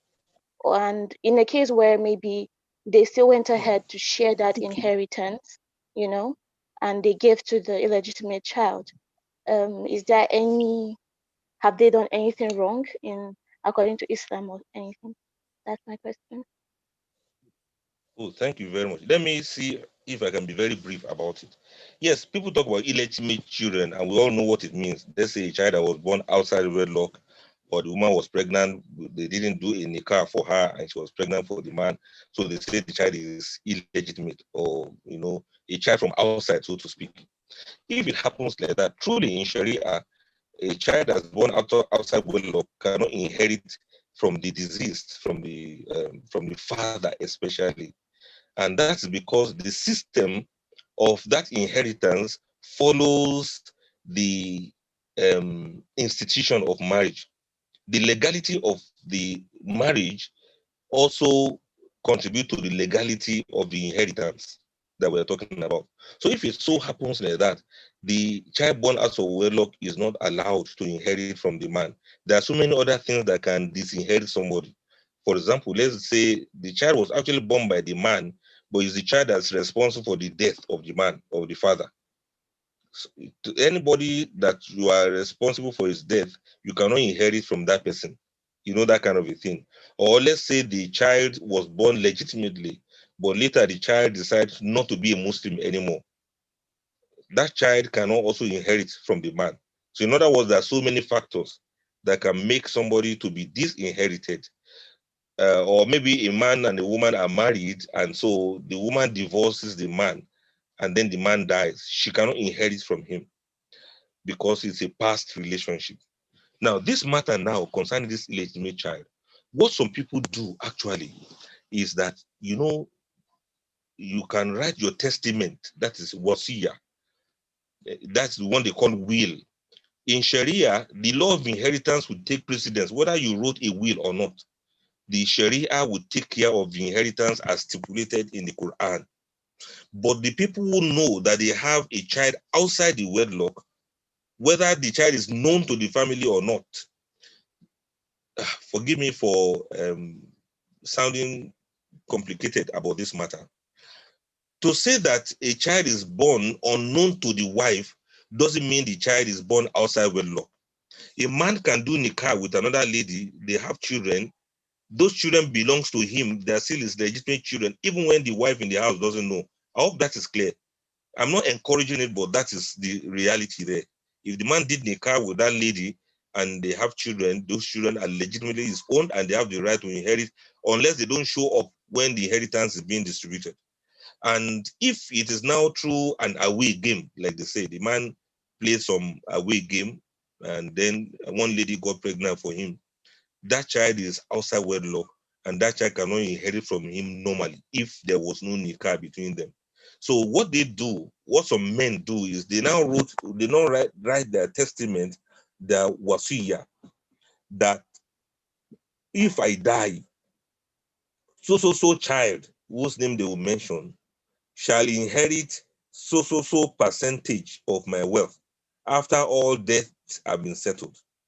And he cannot write for more than 1/3 of his property. You understand what I mean now? Let's say he has 3 houses. The child can only inherit one of the houses. It is allowed in Sharia for him to write that down, that is what this child is going to get, so long as that is not going to be lopsided and so long as it's not going to be a problem for the other children. Let's say the man has 17 children inside wedlock. He has only one child outside wedlock. He cannot say all the 17 should share 2 houses and that one from outside should get 1 house. If he should do that, that is injustice. Those who are distributing the inheritance, they have the right to upturn it when they observe obvious injustice in that matter. But what I'm trying to say is the child cannot inherit from the normal Sharia provisions, but the child can inherit from the wasiya, from the testament that the man should write before he dies. And that testament should not be more than 1/3 of the man's total property. I hope you understand what I mean now. It should be within that 1/3, not more than that. Okay, I believe that's clear, Sheikh. Jazakallah khair. I will go to the chat, take one question before we go to the other raised hand. So a question, and I feel this is very relevant because again, troubles or issues is not discussed enough for men. So the person is asking that how long can a man wait to remarry after the demise of his wife? Because we know it's established in Islam through the Ida period when the woman can wait. But for a man, how long do they have to wait? In this is Sharia law or that is permissible in Islam to remarry after the demise of their wife? Thank you. There's no idda for a man after the death of the wife for many reasons. Suppose that's not the only wife he has. If he has 4 wives, for example, and one of them should die, he cannot do idda because the other wives also need his attention. I hope you understand. That's just for example. Another example is that the mourning that's allowed in Sharia for a man or for a woman if they are not married is 3 days. A man can mourn his wife for 3 days. Within these 3 days, that doesn't mean he will not eat, that doesn't mean he will not drink, that doesn't mean he will not talk to anybody. It is just to show obviously on him that he's mourning, and people should respect him for that. Even if he has many wives, other wives should understand the fact that this man is grieving. He just lost a wife, and they should take good care of him for those 3 days so that he doesn't feel too sad. At least they should ameliorate it for him. So a man can marry another woman. If the wife dies today, he can remarry in 3 days' time. After the 3rd day mourning, he can marry somebody else. Do you understand that? Yes. So somebody now say, how about only 3 days? He's so wicked. How can he just 3 days? Let me tell you the reason why the Sharia permits him to marry 3 days after the wife's death. What if this wife left little children behind that needs a mother figure to look after them? What if this man's job is that he's a doctor that's always on call in the hospital and there's nobody to look after these little children that the other deceased wife left behind? Have you heard of a case where a woman died during childbirth and the mother died and the child succeeds? For how many days do you think this man can breastfeed the baby by himself? A man doesn't have breast milk to breastfeed the child. He needs to marry another woman immediately that will take charge of that child, look after that child, so that the baby will not feel any loss of the mother, so that the little children will not grieve for the loss of their mother for too long, so that the man himself will not grieve for too long. He needs a mother figure. He needs another wife to look after these children and to take care of, let's say the wife that died left siblings from her own family, and she's the one responsible for their upkeep, for taking care of them. Maybe she has so many orphans that are living with her as at the point of her death. In that case, as soon as the man went to the burial ground to bury his wife, by the time he comes back, he should do another nikah immediately. Because it's not all about him. It's about the children that the deceased mother left behind. Any man that truly loved his wife, as at the time the wife died, he will not want the children to suffer or to miss or to lack anything. When we say a man remarries, that doesn't mean that he will marry a woman and he will start sleeping with her, just like some people are thinking. They think, what is it now? You cannot even wait. She just died now, 3 days after you are married. And it's not all about him. It's all about the children that the deceased wife left behind. I hope you understand. So these are some of the reasons why the Sharia says if the woman dies, the man has the right to marry almost immediately. But I am making that opinion that he should wait for 3 days. My reason for saying that is that the Prophet recommended mourning a dead person for 3 days. I hope you understand. That is the reason why I mentioned 3 days.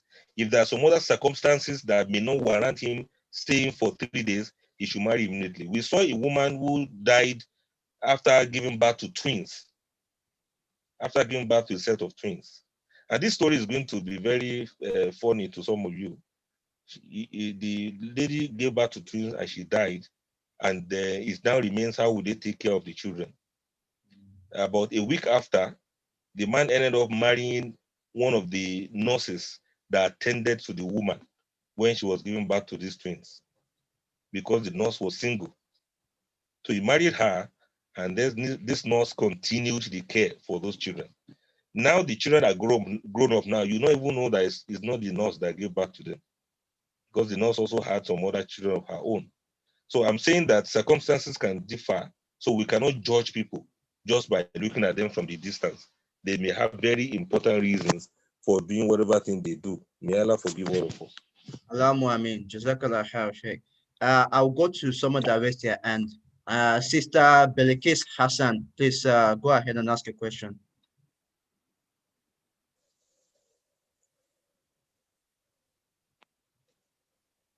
Sister Belikis Hassan.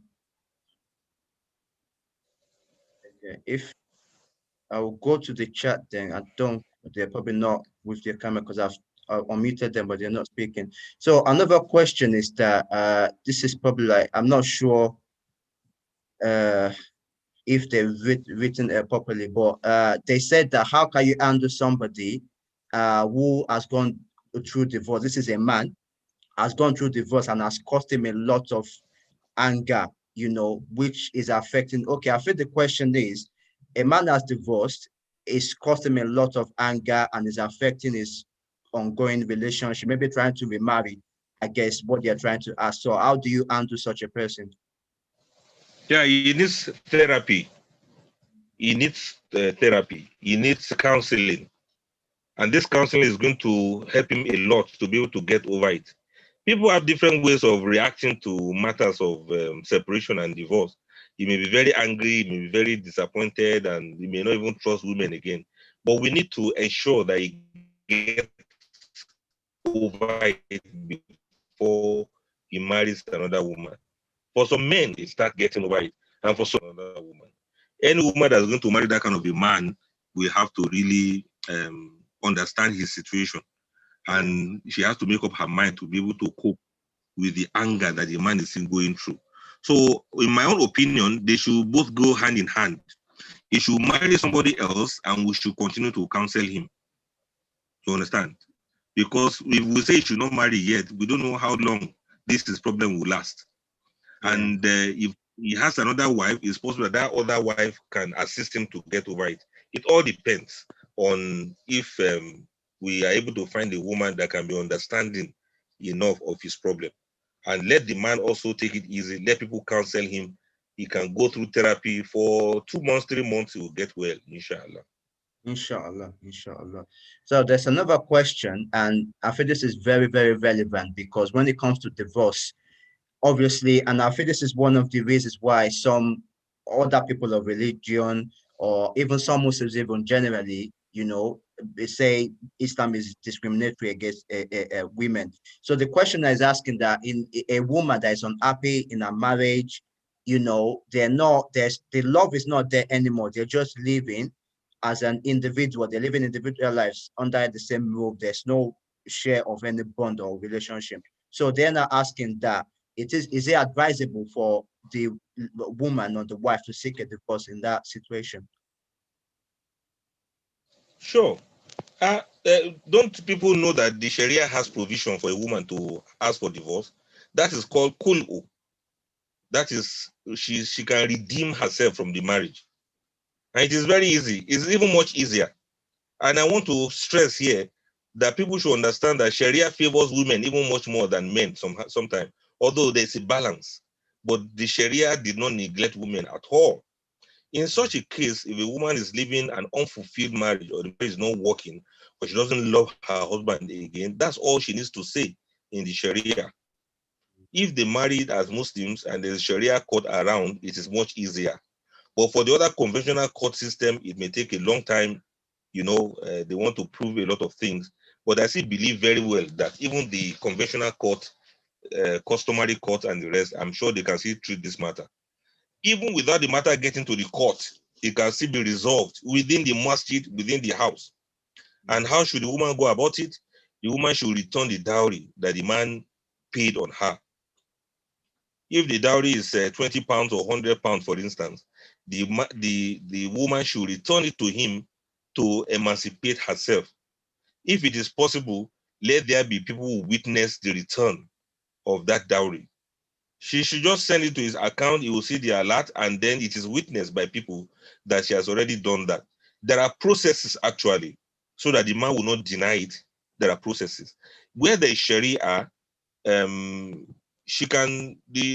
alkali or the alkali, the one we call alkali, the alkali will call the two of them to the court and symbolically and practically ask the woman to return the dowry back to the man. If once the man holds his phone and he sees the alert, then the alkali will declare the khul'u between them, and the woman will be issued a certificate of divorce. That can be done easily and neatly, even when it is within the home. But Abdul Wahid, don't forget that in Sharia, no woman must be forced into a marriage that she doesn't want. It is haram to force a woman to stay inside a marriage that she doesn't want. So if she asks for it, she must be granted that. Because if we don't grant her that divorce, we are going to be spreading facade on earth. We'll be doing more harm to her than good, especially if the marriage is obviously abusive, whether mentally or physically or spiritually. If it is abusive and it's not working, she has every right to ask for khul'u. That's what we call it. What if the man refuses to grant her this khul'u? He can never refuse, because she's to return the dowry and the woman will get a divorce certificate. That's when this matter will get to the court and the court will grant it. Now, the trick there is, if the woman goes to the court and says, this man is not taking care of me, the court will just warn the man and say, go back and be taking care of her. Secondly, if the woman goes to the court and says, this man beats me up, the court will just say, okay, Mr. Man, stop it and stop beating her. You, madam, if he beats you again, come and report him.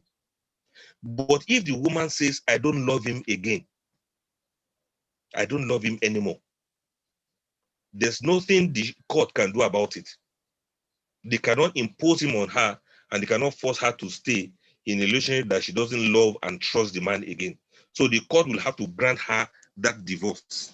So in Sharia, she should do khulu and free herself. Life is too short.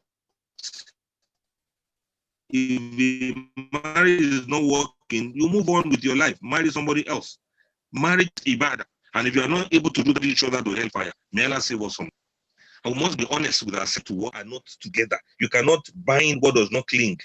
And so once you notice something like that, even if they got married out of mistake, it is going to be a bigger mistake to make them to stay together when they should not be together. May Allah have mercy on us. Thank you. Let me go back. Sister Belikis Hassan, if you're on the platform, please, you raised your hand. Go ahead with your question. Hello? Billy? Yeah, go on, sister. Actually, I divorced maybe 5 years ago. So my ex-husband, which is a medical doctor, is a result of domestic violence at home in Lagos. So he has got married over there in Bauchi. He worked with Federal Medical Center in Bauchi. So after the divorce cases, the judge gave us what he has to be doing for his child upkeep and the school fees. He hasn't been doing anything. So it now came around because he lost his father this month. So before we lost the grandpa, the man has been coming around to assist me paying for my son's school fees. So this man now came, we have a discussion again. He said his father said that the boys must not suffer, that Jamal must be taken care of by him, that he has to be a responsibility since he's no more alive. So the father told him before the man died last 3 weeks. So when we met, we started talking because I went for the fidal prayer and the burial ceremony of his father. So we talk, we share one or two things together. We make discussion about our child. He said he's coming for a visitation. Actually, he came with our sister that is a medical doctor in Abuja also. So this man was not trying to abuse me again, saying some other thing that he has been saying since 2012 that we have got married. He doesn't want me to work actually. He just want me to be a full housewife without taking care of, beating, not challenge attitude. 2 weeks after our marriage started all this. So what I want to ask is that this man that is trying to come again, that he said he wants to be a responsible father for his son, must I allow such kind of a person in my life again because he has already married and have another child? Yes, you are asking that question, right? Yes, sir. It's very hard to tell you whether you should allow him or not. You are the one that have to eventually take that decision by yourself. But from what you said you have not even agreed to marry him yet. He's already abusing you. He's already doing those kind of things that he used to do. Yes. That means he has not changed. And that means if you go back, you are like going back for part 2 of your suffering. Exactly. Maybe you just had part 1. You want to go for part 2. And I believe he's able to do that because you have not moved on. You have not married somebody else. Exactly. If you had married somebody else, he will not be coming around to do that to you. So you have to decide, do you want to go ahead and marry somebody else or you want to go back to him? If you want to go back to him, it's not haram for you to go back, especially because you have a child together, right? Yes, we have only one son together. You have a son together. If you want to go back because of your son or because he has now said he wants to change and everything, you can only go back on certain conditions. Number 1, he's going to do a fresh nikah for you. Okay. And number 2, there'll be terms and conditions applied. You don't understand what I mean by that? Terms and conditions applied. You have to have strong wali. The people I mean by wali are those who are going to represent, who are going to stand by you. Don't do this all alone by yourself. You have to have strong wali that will sit him down and they will emphasize all of these terms and conditions, written down, agreed, and signed by both of you. Number 1, he will not molest you again. Number 2, he will not verbally abuse you anymore. Number 3, if you want to walk, you have to state it down that as you marry me, I will continue doing my job. I will continue my work. Yes. Number 4, if you want to remain in UK and you will stay in Nigeria, you have to state that I will live here in UK. You will come visiting me, or I will go visiting you, but here's my base. You have to stipulate all of this as 5 years or 10 years. Conditions must apply. He may have his own terms and conditions too. Now, it is what he wants and what you want that your wali will now sit down and look at and see, is there any way for compromise? Are there some things we have to, step down on, or something we have to step up upon? So don't do it alone. Marriage is not a solo enterprise.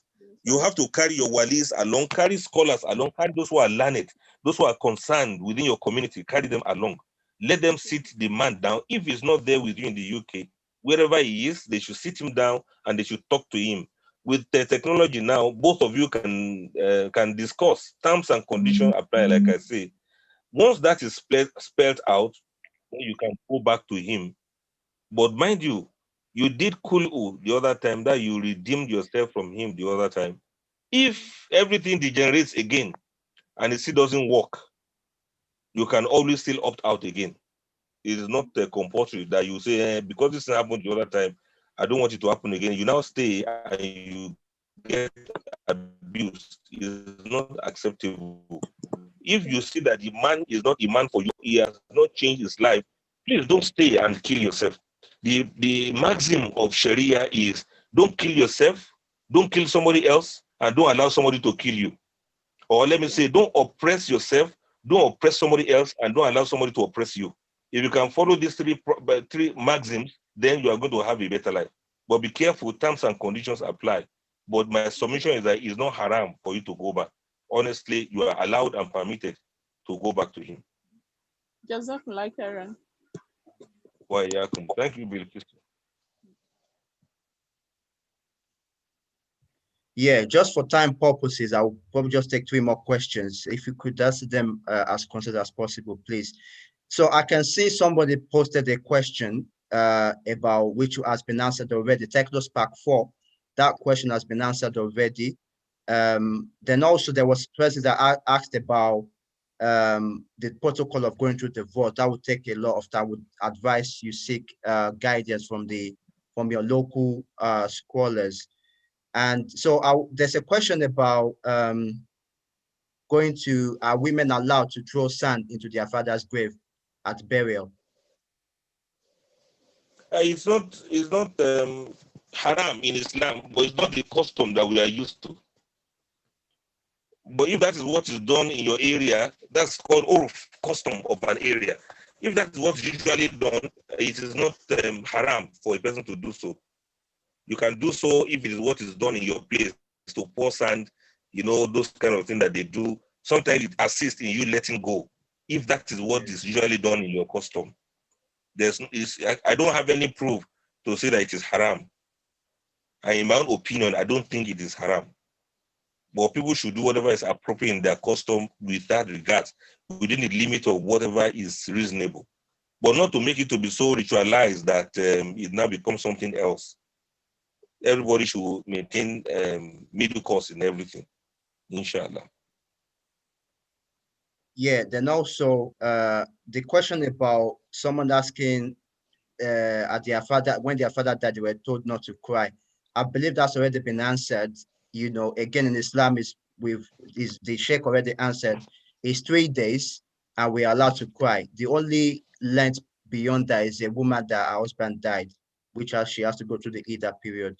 So the other question they're asking about dowry, the ma, that they went to a wedding where the lady actually paid the dowry as opposed to the man.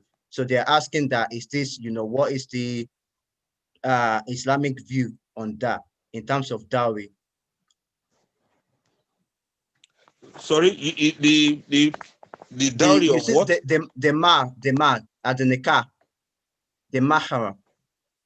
Okay, the mahar, that's the dowry. Dowry, yes. So they're saying they went to a wedding and they saw the woman actually pay the husband as for dowry. So they're asking that, what's the Islamic view on this? We are not there. Maybe they misunderstood it. So long as they are Muslims, it's the man that should pay dowry. But it's allowed for the woman to borrow the man the money to pay her the dowry. Yeah, okay. Did you get that now? Yes, sir. Yes, sir. So it's possible that she borrowed him. But to not do it openly like that is what I don't really feel comfortable with. But sometimes, in some instances, is the woman who has the money. She can even openly say that, look, I want 1 million pounds as my dowry. 1 million pounds as my dowry. But because my husband may not be able to afford it, I'm giving him the loan of this 1 million pounds so that he used to pay me dowry. Or she may say I'm giving it to him as a gift. So he can now use it to pay me back as the dowry. If that is the context, it is acceptable. But if it is that, if she's the one that is paying him, that's not acceptable in the Sharia. No, sorry, Sheikh. They're saying that she did not borrow him. She actually paid him. That is like the man was that she actually paid him that this is mahar. Are they Muslims? Well, it was a Muslim wedding, so they are Muslims, yes. Okay, if they are Muslims, it's supposed to have been done the other way around. In my own opinion, they didn't follow the Sunnah. The Sunnah says it's the man that should pay. I know that in India and in some other countries, it's the woman who pay the bride price. So maybe they may be Indians who decide to follow their custom, but as far as the custom of Islam is concerned, the man will pay the dowry. The woman can give him gifts. I hope you understand. The woman can give him gifts, but gift is not the same thing as mahar. Mahar is the man that gives mahar to the woman. You understand? According to the Quran, is the man that gives the dowry. But if that's what happened, Allah knows best. I think they need to be enlightened. Maybe they didn't know. They need to be enlightened that the man should give the dowry. Even if the woman had paid him the money as bride price, he should regard it as a gift. So he should just take from it and give her her dowry. Her right is the right of the woman. That's the way Almighty Allah put it. Okay. Jazakallah khair. We'll just take one more question. Give the women their sadaki completely. That's what the Quran says. Give the women their sadaki completely. And if they now overlook some part of it for you, or they waive part of the dowry, then you can receive it and eat it very well. That's enjoy whatever they waive for you. So the woman can say, this is the dowry you gave me, but I'm giving it back to you as gift. But not that she should be the one that will pay the dowry. I hope you understand. So technically, because I wasn't there, I'm not very sure of the context. That's why I'm answering in both ways like this. That if it happens that she deliberately gave it to him as dowry, that is wrong. But if it is by proxy, I give you this gift so that you give me back as dowry, that is acceptable. Okay, Jazakallah khair, Sheikh. Just taking one more question, two questions, but it's all in one. But I think Techno Spark 4, if I could ask you to speak instead, because like I said, maybe the way you've written the question is confusing. You know, we've answered that question already, but if you don't mind to unmute yourself and then speak up, and maybe that would clarify what you're asking.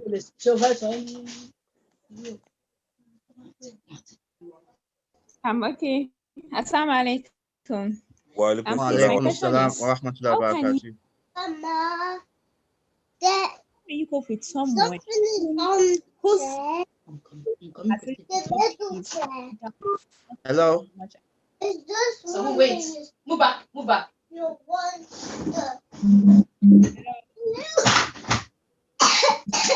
When you help whose divorce has caused him so much anger and thus is affecting his health. Sorry, I didn't hear that question.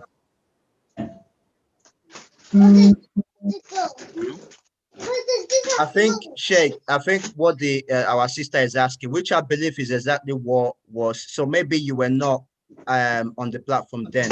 So it's the question earlier that, you know, a man that has gone through divorce and that divorce has caused him so much anger, so much concern, you know, so much anxiety, that he's gone through so much through that, and is affecting his other relationship. Maybe he's trying to remarry, maybe family relationship, maybe friends, is affecting his relationships going forward. I think, which I believe we've already answered. Sister, yeah, that's what she just read it out exactly, because she posted it again. But maybe just quickly, few seconds. I believe we have answered that earlier. Yeah, that's what I've said to the sister. We have answered that. Yeah, he just needs therapy. He needs to be advised. Yeah. Okay. Yeah. Okay.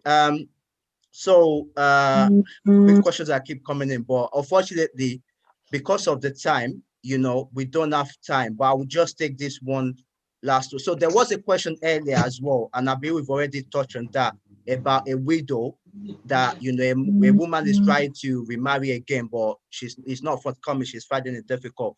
And I believe, Sheikh, you've already touched on that in your lecture, or maybe in your answer. So the person that asked that question, that's already been answered. Again, you know, it's just about trying to go through therapy and try to comfort themselves. I believe the Sheikh has already mentioned earlier. I will just take one more question. Apologies to, we've answered pretty much 99% of all questions that have been put through. So there's a question there that, what's the ruling on the man whose wife lives in accommodation provided by the parent? So, you know, they are married, they are living in an accommodation that was provided by the wife's parents, and she's equally responsible for feeding the children. Oh, okay. So what they're asking is, they're living, so the accommodation, as Islam stipulated, that a man has to feed, a man has to provide shelter, a man has to do this. But in this case, the woman's parents has provided the accommodation. Also, she's also equally, feeding the children. So meaning the upkeep of the children is equally split between the husband and the wife. So the question is now saying that because she's doing all this, can she contest the man marrying another wife? That last part has now complicated the matter now. But what I was going to say earlier on is, okay, there are rules and there are exceptions. The Quran, the Prophet, the Quran, and the Prophet, let me say the Sharia, generally say this one, feed her, clothe her, accommodate. Circumstances not able to provide all of these things. And it is the wife who has the means. She should go ahead and do it. That's an exception. Don't forget that some men have been doing this for long too. They've been feeding and providing. There's some that an accident is not capable of a charge of that kind of thing, where there's nothing wrong with the man, but the woman is one who has the upper hand in terms of the wealth and wherewithal. Yes, she can go ahead and contribute to the life of the husband. Now, this time around, now the man now wants to marry another woman. That's where the contention is, right? Yeah, because they are living in the wife's if the man wants to marry another woman, yes, if the man wants to marry another woman, and this other woman that is coming from outside also has her own accommodation, has her own job, and can also equally feed him, well, we may not like it, but we can't do anything about it. If that is how he wants to do it. But if we now insist that it is the wife that of all of these things, we have no right to force her, we have no right to compel her to do that. She can do it voluntarily. Wife, and she can take care of all of the requirements voluntarily. We cannot force her. Look, this thing looks very strange to some of us. It's not so strange. I've seen a case where it is the woman herself gone that married another wife extra for her husband. Because this woman works with the petroleum industry, she's hardly around. She's very rich. She goes offshore sometimes, this onshore, offshore thing, and she's not always around. The husband is working, but what he's earning will not be sufficient because she has to move with the wife to where the wife is working. Do you understand what I mean? He is the one who had to relocate to another place so that the wife can keep her job. Now that this woman sees that she's not always around, they have 2 children that the man will have to bath for them and take them to school every morning. And he's not able to cook well for these children. So this lady preferred to marry another wife for the husband. And they are staying in that same house that she bought with her own money. So what are we going to say about that? So in other words, it's very hard to pass judgment on this kind of situation. If the owner of the body says he is not feeling any pain, then who are we to start recommending paracetamol for him? If the lady herself is not complaining that this is bad, we should allow her to continue to do whatever is good for her. But for her to protest and anything, she should think very twice about it. Because if she protests now, and then this marriage doesn't work again, she has to start all over again too. She has to look for another husband too. And you don't know, some people really love each other. Money aside, polygamy aside, some people really love one another. And we cannot deny her the opportunity of sustaining that love between her and her husband. The love people have, they can't explain to you. But Abdul Wahid, even if they explain to you, you won't understand. So let us allow her to sacrifice to stay with the man like that. We don't know what Allah has in store for them, and we don't know what they really want to do with their life. Even if it's the wish of the first wife that the man can marry another woman, who are we to say she's wrong for doing that? So we should just leave them alone to sort themselves out. But if this woman is having more difficulty, she can consult the scholars around so that they can advise her. But what I know very well, no matter what advice anybody gives to her, it cannot replace the love that she feels for her husband. And please, I want to plead with her to be patient with him. Let her do whatever she can for the sake of Allah. I believe strongly that she will never regret it. She would never regret it. Anything that has to do with separation normally brings about a lot of other side of it that people may not see coming until when it eventually comes. So I want to appeal to her if she's on this platform to please continue to be patient and not to protest, not to rebel, and not to complain, but to put her trust in Almighty Allah. If the incoming wife is going to give her problem, Allah is going to sort it out. If the husband is going to betray her, Allah is going to sort it out. So she just trust Almighty Allah alone in this matter. And she should not bother herself or whatever opinion some of us have about the decision she's trying to make. Inshallah. Inshallah ta'ala. Jazakallah khairan jaza. Apologies to those. I saw two people raise their hand, I think a few minutes ago. But once again, we've run out of time, unfortunately. So, but alhamdulillah, Rabbil Alameen, believe we've been able to touch on questions, particularly those that are quite, relevant to the life that we live in at the moment. So, I'd like to call on Alhaja Balogu, Alhaja Rumoku Balogu, to give us the vote of thanks, please, before we round up.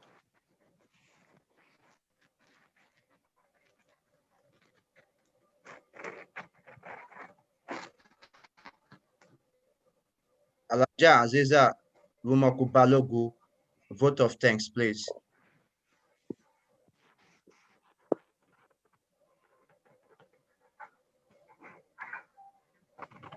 I don't think she's with her phone or with her computer. So if Alhaja Sharifa Momo Kamo could give us the vote of thanks, please.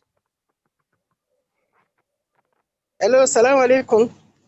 Oh, Wa alaikum salam wa rahmatullah. Sorry about that. The phone was a bit hidden. Alhamdulillah. We just want to thank our Sheikh for the knowledgeable experience that he has given us. For the time, we really appreciate you. And we hope numbers and emails will be shared by you for those of us that would or might want to seek your audience at different times. Inshallah. We want to appreciate everything you have done this time and the previous time you came. And we hope you'll be able to come back again and give us more enlightenment on our ways of life in our matrimonial homes and with our family. Thank you very much. May Almighty Allah reward you Alhamdulillah. and be with you. Just want to say thank you also Ameen. to all those that have taken part, asked questions, and have received. We want to thank our Muslima Academy for the continuous hard work that they are doing. We pray that we'll continue to gain and receive in all the knowledge. May Allah make it easy for all of us. Can we all do Fatiha just to appreciate the word of the Almighty? الرحمن الرحيم مالك يوم الدين إياك نعبد وإياك نستعين اهدنا الصراط المستقيم صراط الذين أنعمت عليهم غير المغضوب عليهم ولا الضالين آمين. Ameen. Thank you very much. Jazakallah khair. Thank you very much too. May Allah reward you abundantly. Thank you very much. Jazakumullah khairan. Jazakallah Hajia for that vote of thanks. So I would like to round up now. Sheikh, please give us the closing dua to round up. Well, thank you very much. I was waiting for the opportunity to thank all of you for your attention and for, I enjoyed myself speaking with you. I was able to explain one or two things, and I pray Allah is going to make it be of benefit to all of us. You should also not forget that it is one thing for us to hold a session like this. Please don't forget that you also owe the Ummah your own contribution too in whatever form you can. I believe all of us here are counselors in one form or the other. Please, whatever thing you have learned on this forum and other fora that we have, always see that you put it to practice. At least teach other people what you have learned. Teach other people what you have known. Spread it across to others. You don't have to be a scholar, shake before you do da'wah. All of these things we are learning, I believe that in our own ways we'll be able to make it be of benefit unto others. So I thank you for giving me the opportunity to discuss with you, and I also thank myself for thanking you too. May Allah reward you abundantly. Let us pray for all of those who are going through one grief or the other. May Almighty Allah please console them. Those who are going through one loss or the other, may Allah please replace for them that which is better than the ones they have lost. All of those who are going through one form of difficulty or the other, may Allah have mercy on them. Those who are having to cope with matters of divorce, either it has happened or it is still impending, may Almighty Allah have mercy on them. All of you who have been inspired in one way or the other and you express that you have been blessed, may Allah increase your blessing. May Allah increase your mercy. May Allah continue to make ease for you. Please don't forget, we talk about grief and loss. It is inevitable. It will happen at one point or the other. Do remember all of these things we have said, and I pray Almighty will be our strength whenever such a thing happens. May Allah be our strength. May Allah be our support. May Allah always be there for us. May Allah forgive us wherever we have been wrong. May Allah pardon us wherever we have made mistakes. May Allah overlook our errors wherever we have acted ignorantly. May Almighty Allah please admit us into His mercy and His blessings, and may Almighty Allah console us wherever we are aching. May Almighty Allah soothe us wherever we are paining. May Allah have mercy on us. May Allah ease our task.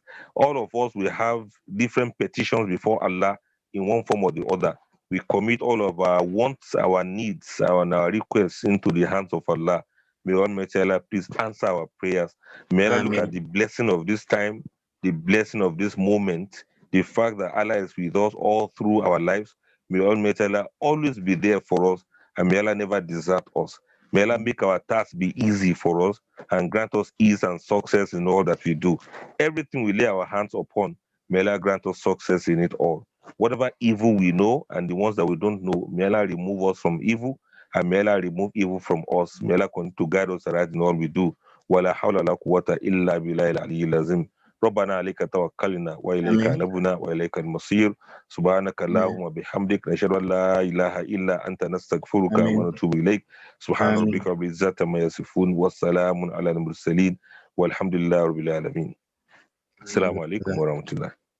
Wa alaikum assalam wa rahmatullahi wa barakatuh. Jazakallah khair jaza. We thank you once again for gracing. We thank you once again, sir, for joining us this morning, for gracing us with your program. We know you're very busy, man. So, but may Allah reward you for sharing part of your time with us. I should be in Binokum this morning, but the time difference really made it a bit hard. The 9 a.m. here is not the same as 9 a.m. there with you there. Yeah. So, but I'm sure the people of Binokum, we had appealed to them that they will be here with us for today, since it's not an everyday thing that we are not able to be with them. Then my phone number is you have it, bro Abdul-Wahid. So please help me to share my phone number. Meanwhile, you can also reach me on my website, www.abdulfattahadeyemi.com. You see it on the poster also, that was e-flyer. So you can watch some of my videos, you can read some of my articles. They're absolutely free. Except if you need to download some things, the media people may ask you to pay a token. But you have free access to me anytime through my website, or especially through my WhatsApp number, which is the one Brother Wahid has. So let's keep in touch. Almighty Allah will always be there for us. Inshallah. Inshallah. Jazakallah khair. I'm sharing it now. We thank you all, everybody, for joining us this morning. May Allah continue to guide us, may continue to make it easy for us. Once again, Muslim Education Center is the host of today's program, which is held every Saturday morning. We also have Quranic Arabic series, which starts from 9 a.m. For about half an hour to 40 minutes before we go into the webinar of the day. So, we hope you could join us again next week, Saturday, inshallah ta'ala, and for another soul-fulfilling and educative webinar, inshallah. I'm just sharing Sheikh's contact details for everybody to have it now. Just bear with me 1 second.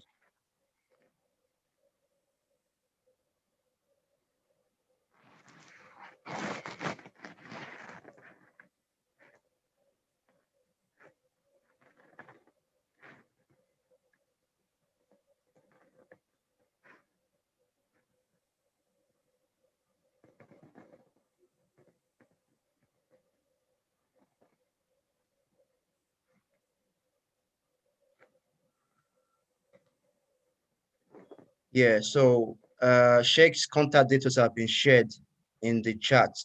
His website, where I believe other contact details, maybe email, could be retrieved, and you can contact him that way. Or the phone number I've shared there is on WhatsApp, so you can either WhatsApp him or give him a call. And I'm sure he will try, inshallah, to respond to you as quickly as he can. Again, he's a very busy man. We've been, alhamdulillah, been lucky to be able to get him back. This is his second time with Muslim Education Center. We thank him immensely. May Allah reward you and continue to shower his rahmah and his guidance and the hikmah upon your journey in the dawah. And may your children even grow higher and even contribute much more dawah program better than you. And may Allah preserve your family and reward you abundantly in this world and in the hereafter, inshallah. So once again, we thank you all, our guests. We thank you for being patient with us. Usually we finish at 11, but I believe that the topic was so enjoyable that we could be talking for hours and we wouldn't feel we've spent so many hours. But alhamdulillah, may Allah spare our lives beyond today, and may we be able to reconvene here next week, inshallah. Assalamu alaikum wa rahmatullahi wa barakatuh. ومن يطع الله ورسوله يدخله جنات تجري من تحتها الأنهار ومن يتولى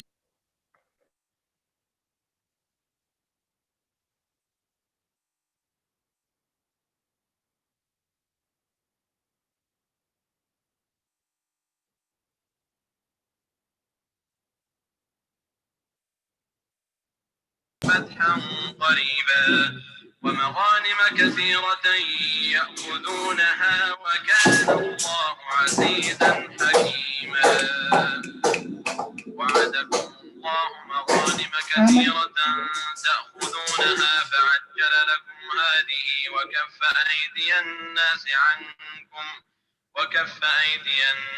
عنكم ولتكون آية للمؤمنين ويهديكم صراطا مستقيما وأخرى لم تقدروا عليها قد أحاط الله بها وكان الله على كل شيء قديرا ولو قاتلكم الذين كفروا لولوا الأدبار ثم لا يجدون وليا ولا نصيرا سنة الله التي قد خلت من قبل ولن تجد لسنة الله تبديلا وهو الذي كف أيديهم عنكم وأيديكم عنهم ببطن مكة من بعد أن أظفركم عليهم وكان الله بما تعملون بصيرا هم الذين كفروا وصدوكم عن المسجد الحرام والهدي معكوفا أن يبلغ محله ولولا رجال مؤمنون ونساء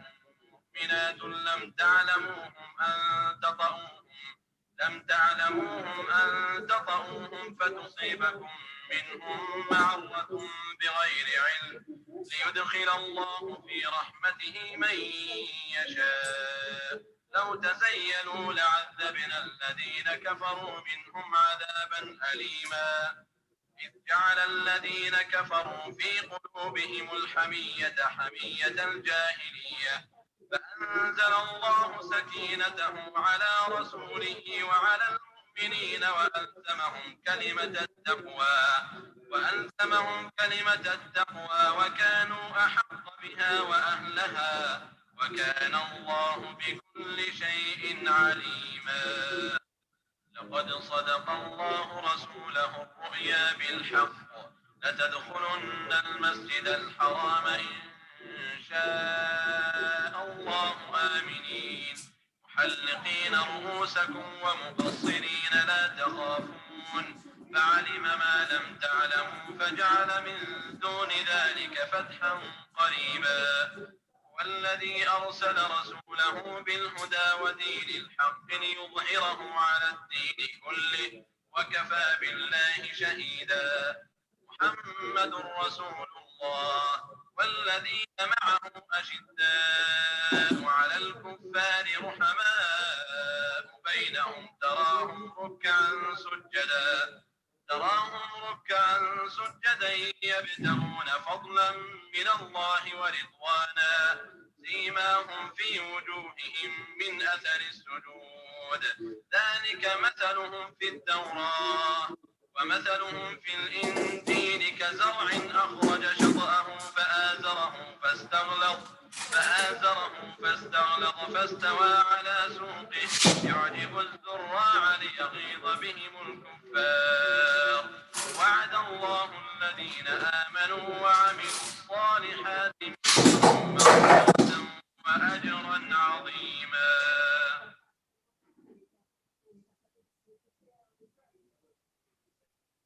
بسم الله الرحمن الرحيم.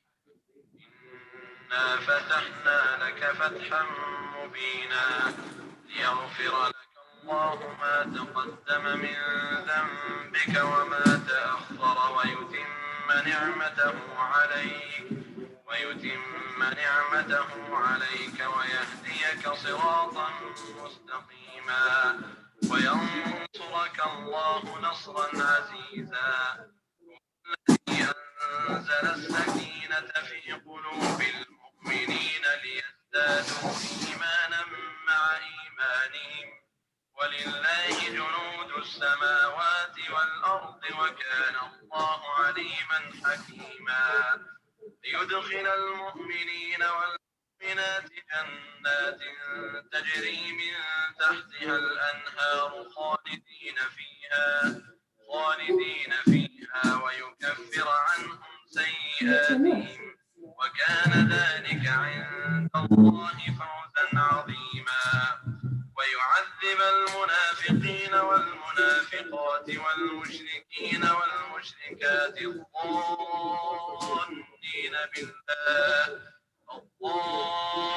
الظانين بالله ظن السوء عليهم دائرة السوء وغضب الله عليهم ولعنهم وأعد لهم جهنم وساءت مصيرا ولله جنود السماوات والأرض وكان الله عزيزا حكيما إنا أرسلناك شاهدا ومبشرا ونذيرا لتؤمنوا بالله ورسوله وتعزروه وتوقروه وتسبحوه بكرة وأصيلا إن الذين يبايعونك إنما يبايعون الله يد الله فوق أيديهم فمن نكث فإنما ينكث على نفسه ومن أوفى بما عاهد عليه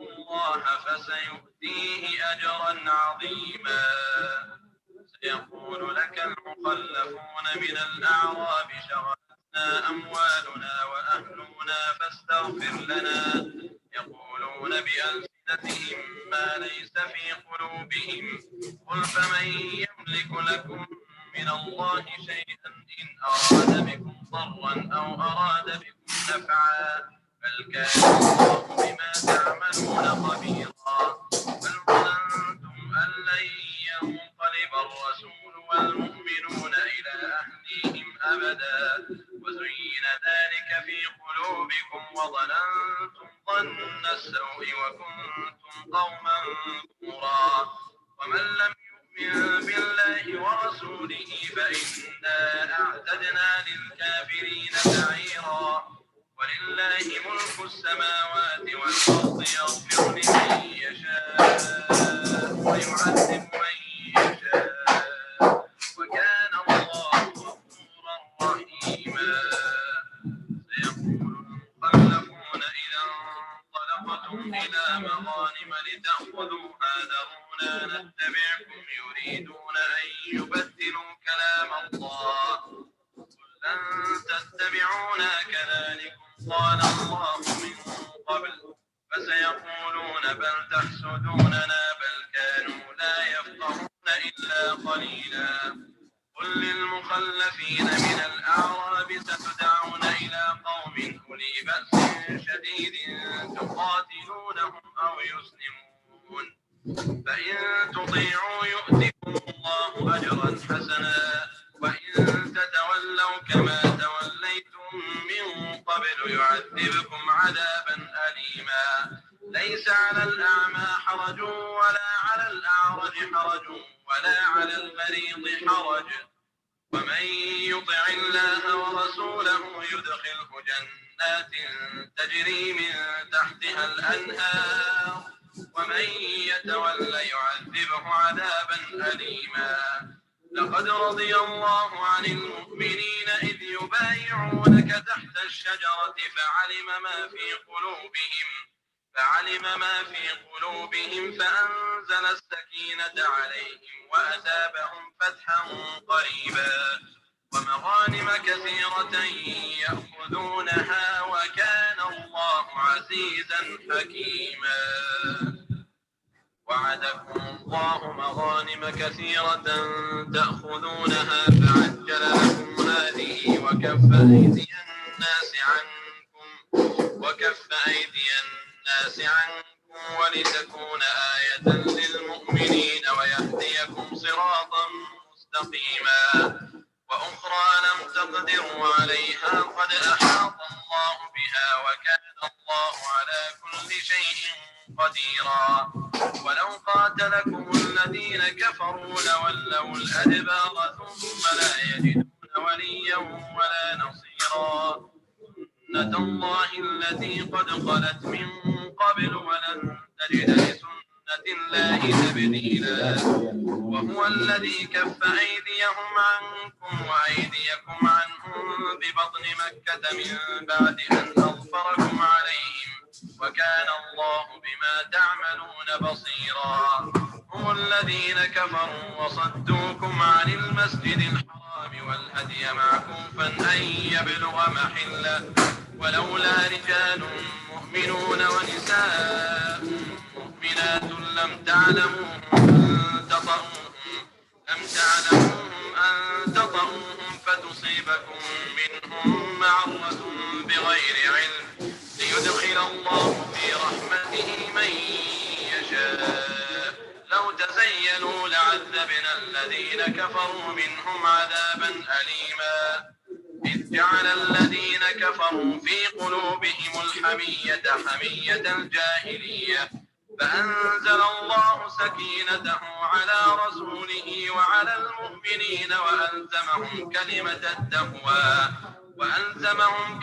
التقوى وكانوا أحق بها وأهلها وكان الله بكل شيء عليما. لقد صدق الله رسوله الرؤيا بالحق لتدخلن المسجد الحرام إن شاء الله آمنين محلقين رؤوسكم ومقصرين لا تخافون فعلم ما لم تعلموا فجعل من دون ذلك فتحا قريبا. والذي أرسل رسوله بالهدى ودين الحق ليظهره على الدين كله وكفى بالله شهيدا. محمد رسول الله والذين معه أشداء على الكفار رحماء بينهم تراهم ركعا سجدا يبتغون فضلا من الله ورضوانا سيماهم في وجوههم من أثر السجود ذلك مثلهم في التوراة ومثلهم في الإنجيل كزرع أخرج شطأه فآزره فاستغلظ فاستوى على سوقه يعجب الزراع ليغيظ بهم الكفار. وعد الله الذين آمنوا وعملوا الصالحات منهم مغفرة وأجرا عظيما.